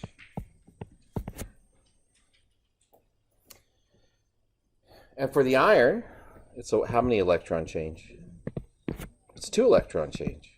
Now, you could say plus 2 electrons and minus 2 electrons because aluminum is going to aluminum 3+, right? And the iron is going to iron 0. The iron 2+ is going to iron 0. Okay. Oh, shoot. It zoomed on my finger by itself somehow. So what do I have to multiply by to make this work? Because I got to get the number of electrons to be, these numbers have to match. All right. What? Charge, what? Couldn't hear you. All I can hear is them talking out there. What's the common factor? 6, right? So I take the top one, multiply by 3, and the bottom one, multiply by 2. Right? So basically, you're doing a common denominator, you cross multiply and all that stuff. Right? Yeah, so that's what we're going to be doing. So this one will be times 3. This one will be times 2. So then when you write the reaction that's balanced, it's going to be 2 aluminum plus 3 F3. I don't know where the E came from. I don't know. Just tired. 3Fe2 plus makes 2Al3 plus 3Fe. Now we have to do all the same standard checks, right? I have 2 aluminums. I have on one side 2 aluminums, on the other 3 irons and 3 irons. But then I got to look at charge, and this is a total of 6 plus. And this is a total of 6 plus, and this is 0, and that's 0. So yeah, the charge balances and the mass balances as well. Okay. So will you ever have a coefficient in front of the original equation? Oh, that too. Well, this ignore it. That's problem 2. I know, but will you ever have to? Oh yeah. So sometimes you'll have, for example, like, so one of the common ones is this one.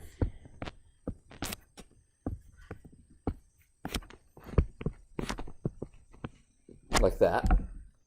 Then you'll have to have a coefficient of 2 in here, and then you have to calculate electrons with the 2 in there. Okay. Now, there's no way for you to tell what the electrons are yet, but I'm going to talk about how you know how many electrons there are, what the oxidation state is. So let me erase this guy right here. Sometimes you will have to do things like that. I want to back up just for a second because I failed to say something back here.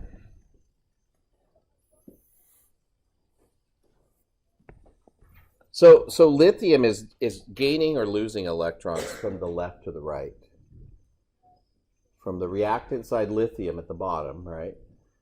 It's gaining or losing an electron to become lithium 2 plus or lithium plus.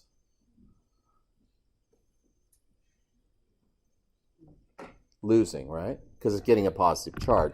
So since it's losing electrons, this is the oxidation half react. This is being oxidized. And the sulfur is going from, right, sulfur to sulfur 2 minus. Well, it had to pick up 2 electrons, so that's what's being reduced.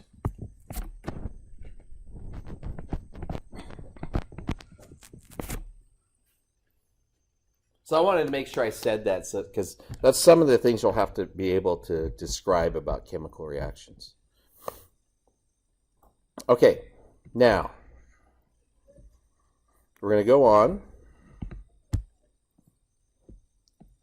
And we want to balance this reaction, okay? So the potassium is easy kind of to see what's going on. The potassium is going from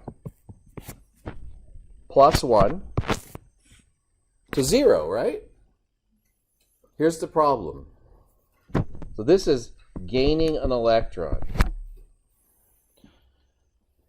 It doesn't look like anything's happening to the sulfur, right? It's going from SO3 2 minus to SO4 2 minus, and it seems like there should be something else going on in there.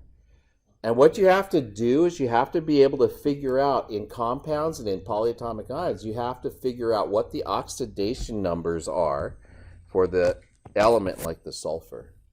So there's a whole bunch of little things I'll have to show you before we get there, but basically it's all summarized down here. So I'm going to do SO3 and SO4.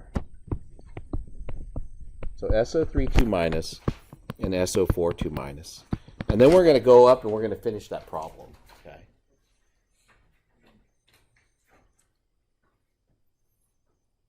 And this is where the redox balancing can get tricky. So here's what we know in general. The oxidation states come from, in part, what the electronegativities of the elements are. And generally, oxygen is always a -2 charge. Now, you know oxygen, like as oxide, is O2 minus, just because on the periodic table it's 2 away from the noble gas. So you kind of know that that's what its charge is. But it turns out when we do oxidation numbers, generally speaking, it's always -2, and group 1 is always +1, and group 2 is always minus or +2, and one other one we always know is fluorine is usually -1. So, the sum of the oxidation numbers is equal to the charge of the particle. That's either the compound or the ion. And so this is what we're going to do. Oops. If I take the charge of sulfur and add it to 3 times the charge of oxygen, so I put it as OX because if I put O, it just looks like 3 times 0. Just so you know, that's why I did it that way. That's going to be equal to -2.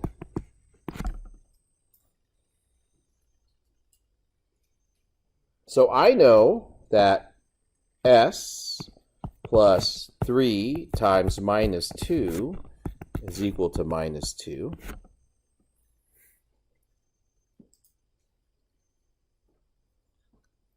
That's -6, right? So what does S have to be equal to? 4. And you can think of S as being the variable X. If you want to replace it with an X, that's fine, right? But that's +4. That's the oxidation state of sulfur. Now, in sulfate, we can do the same calculation. S plus, oh, sorry, not 3, 4 times -2. That's the charge of the oxygen. That's -2.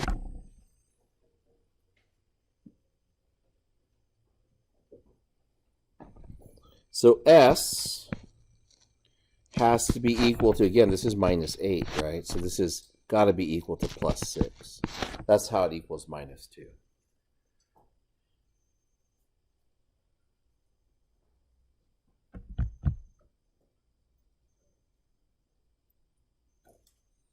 So let's go back up. Got that written down? We'll go back up. And we're going to write that in here.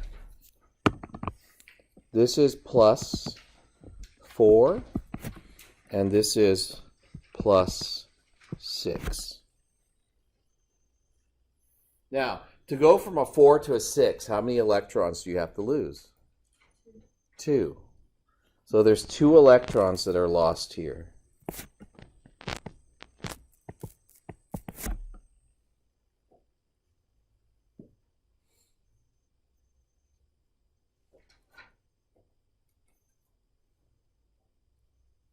So all this, right, this number comes from all of that calculations of oxidation numbers.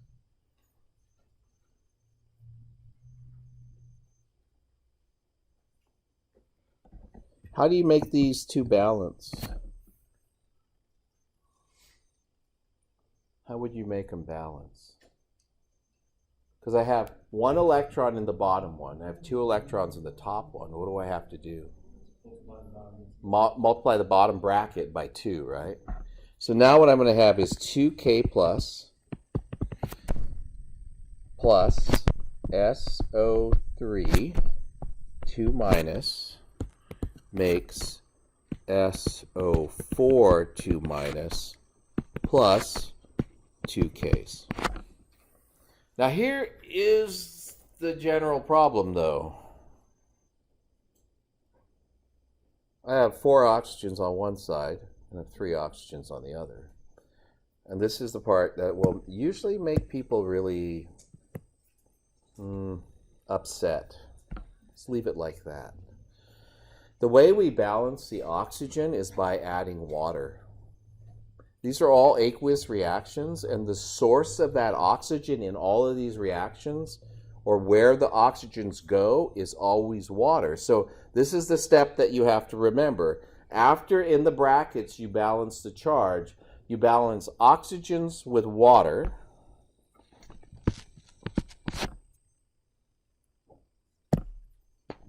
And then we'll just do a couple of others, and then we'll be done.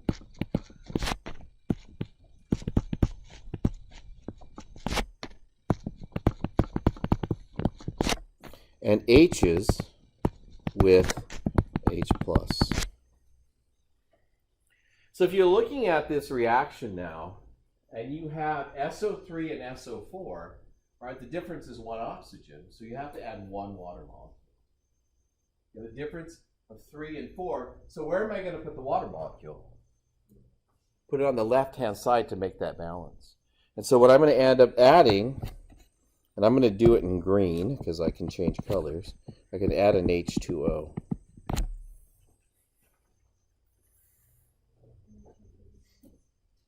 If it had been SO2 and SO4, I would have added 2 waters.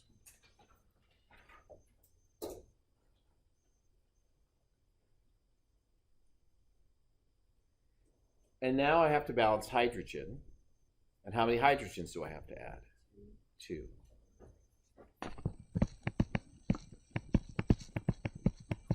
Like that. And that reaction is now balanced. If you look at the masses, like the moles of substances and the charges, it all balances out. I have a 0 charge total on the left, 0 charge total on the right. So this is the balanced reaction.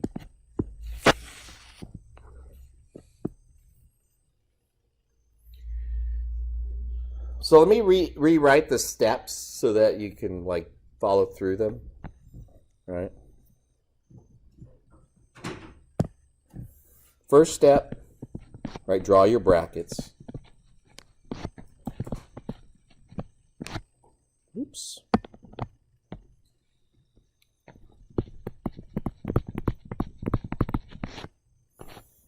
Second thing, calculate oxidation numbers.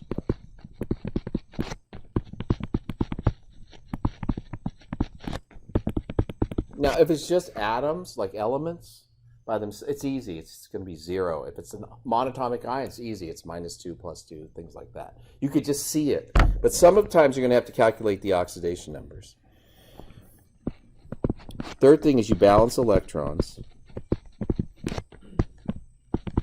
Sometimes, like in that top example, you have to cross multiply. Things like that will happen. Okay. And then the fourth thing is balance, add reactions, I should say, maybe. Oh no, sorry, I'm thinking something else. Add H2O to balance oxygen.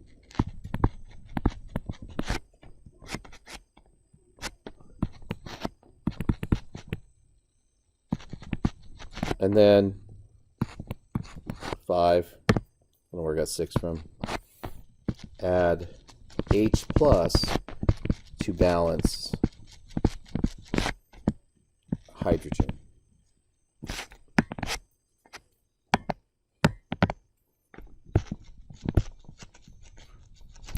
Okay? So H2O to balance oxygen, H plus to balance hydrogen. And then double check, just like you do in every balancing problem. You just make sure everything adds up to be the way you want it to be. let's do one more, and then we'll be done and take our lunch break, and then we'll come back for lab. Again, I'll post all these notes up. What? Did I go too fast? I'll let you guys do these oxidation number ones over here yourselves, but we'll do the oxidation numbers for these problems. Okay. Which one do you want to do? You want to do the ones that are a little simpler or the one that's a little harder? I heard harder. That's what I was going to do anyways. I just thought I'd feel like you got input, you know. It's, yeah, seriously evil teacher trick. Okay. I'm not going to do the one on top, but you guys can do the one on top. But I want to practice doing oxidation numbers, and this is the one that has the most oxidation number practice in it. So this is what we're going to do. We're going to do oxidation number, my brackets, right? Brackets go like this. Problem, I don't have any oxidation numbers for anything. None of them are ions. Like, and this one with aluminum would have been a no-brainer because aluminum 3+ is 3+. And aluminum is 0, right? So that one would have been like really easy, but we're going to do the one that's a little bit more difficult. Okay, so we got to do Cl plus oxygen is equal to -1. Sorry, let me just write it out, because if I put oxygen, I hate writing oxygen because everybody thinks it's a 0. Cl plus a -2 is equal to a -1. What is Cl? Got to be 1, right? Because 1 plus -2 is -1. So this is going to be 1. So this is 1. And then we're going to do the other end. We're going to say Cl plus 3 times -2. That's equal to -1. So I always multiply this out and say, oh, that's -6. So what plus -6 is -1? 5? Yeah, so we'll put 5 there. Okay, so the change is 4. It's -4 electrons. It's losing electrons. The chlorite, hypochlorite, that's the guy on the left, that's being oxidized in this process because it's losing 4 electrons. In particular, the chlorine is being oxidized.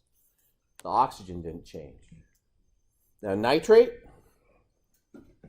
of nitrogen plus a 3 times -2, that's equal to -1. So that is what?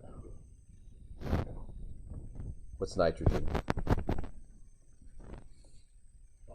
Plus 5, right? And now we're going to go to nitrite.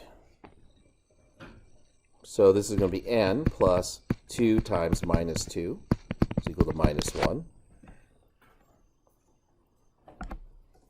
N is 3. So that is gaining 2 electrons, right?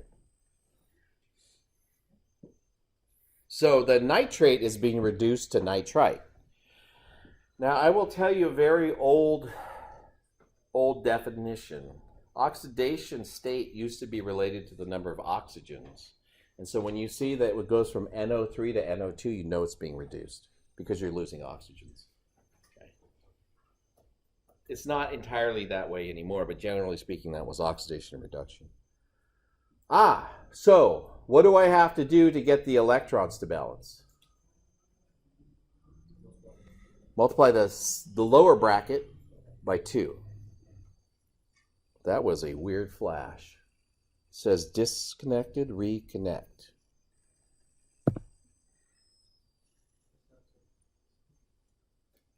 You notice the clock stopped moving up there?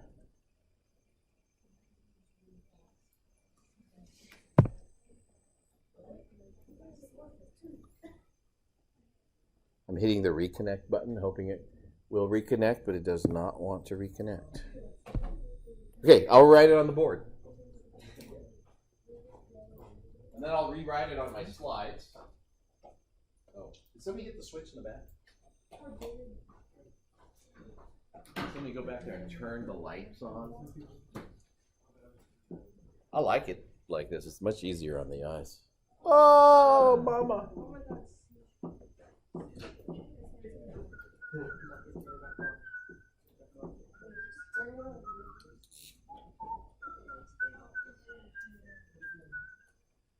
So this is what I have. I have ClO minus and NO3 minus, making ClO3 minus, going to an NO2 minus. And this was 2 electrons. Oh, I had the bracket at the bottom. This was 2 electrons.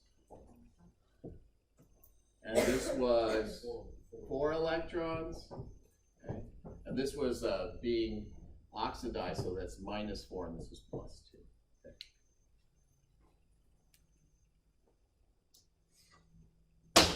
That almost went in. So,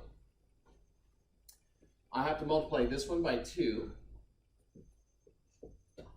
So that means I'll need a 2 in here and a 2 in here. And then that'll balance the electrons. And so I'm going to rewrite this as ClO minus plus 2NO3 minus, make ClO3 minus plus 2NO2 minus.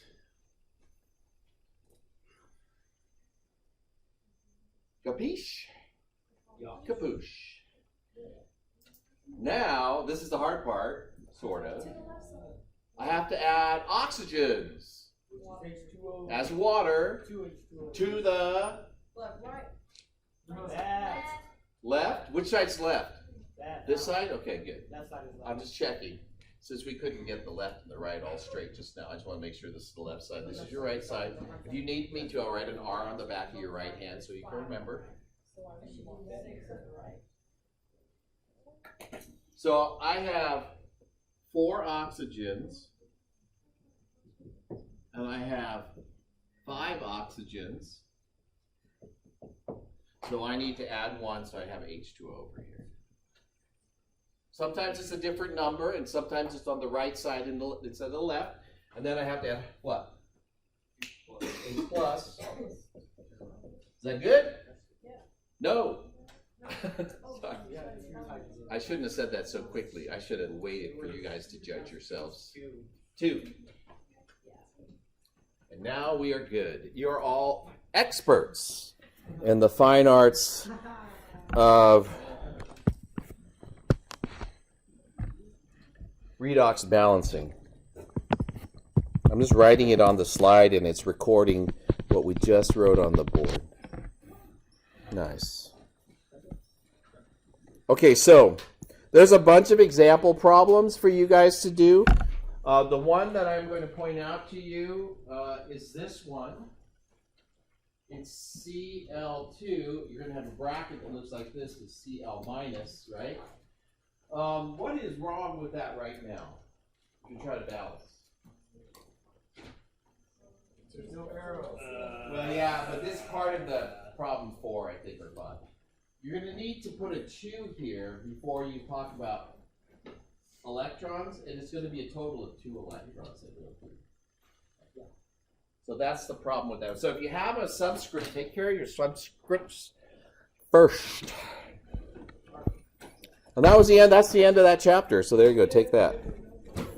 And all the answers for the redox balancing, he did them as the half reaction method, but the final answer is always given, okay?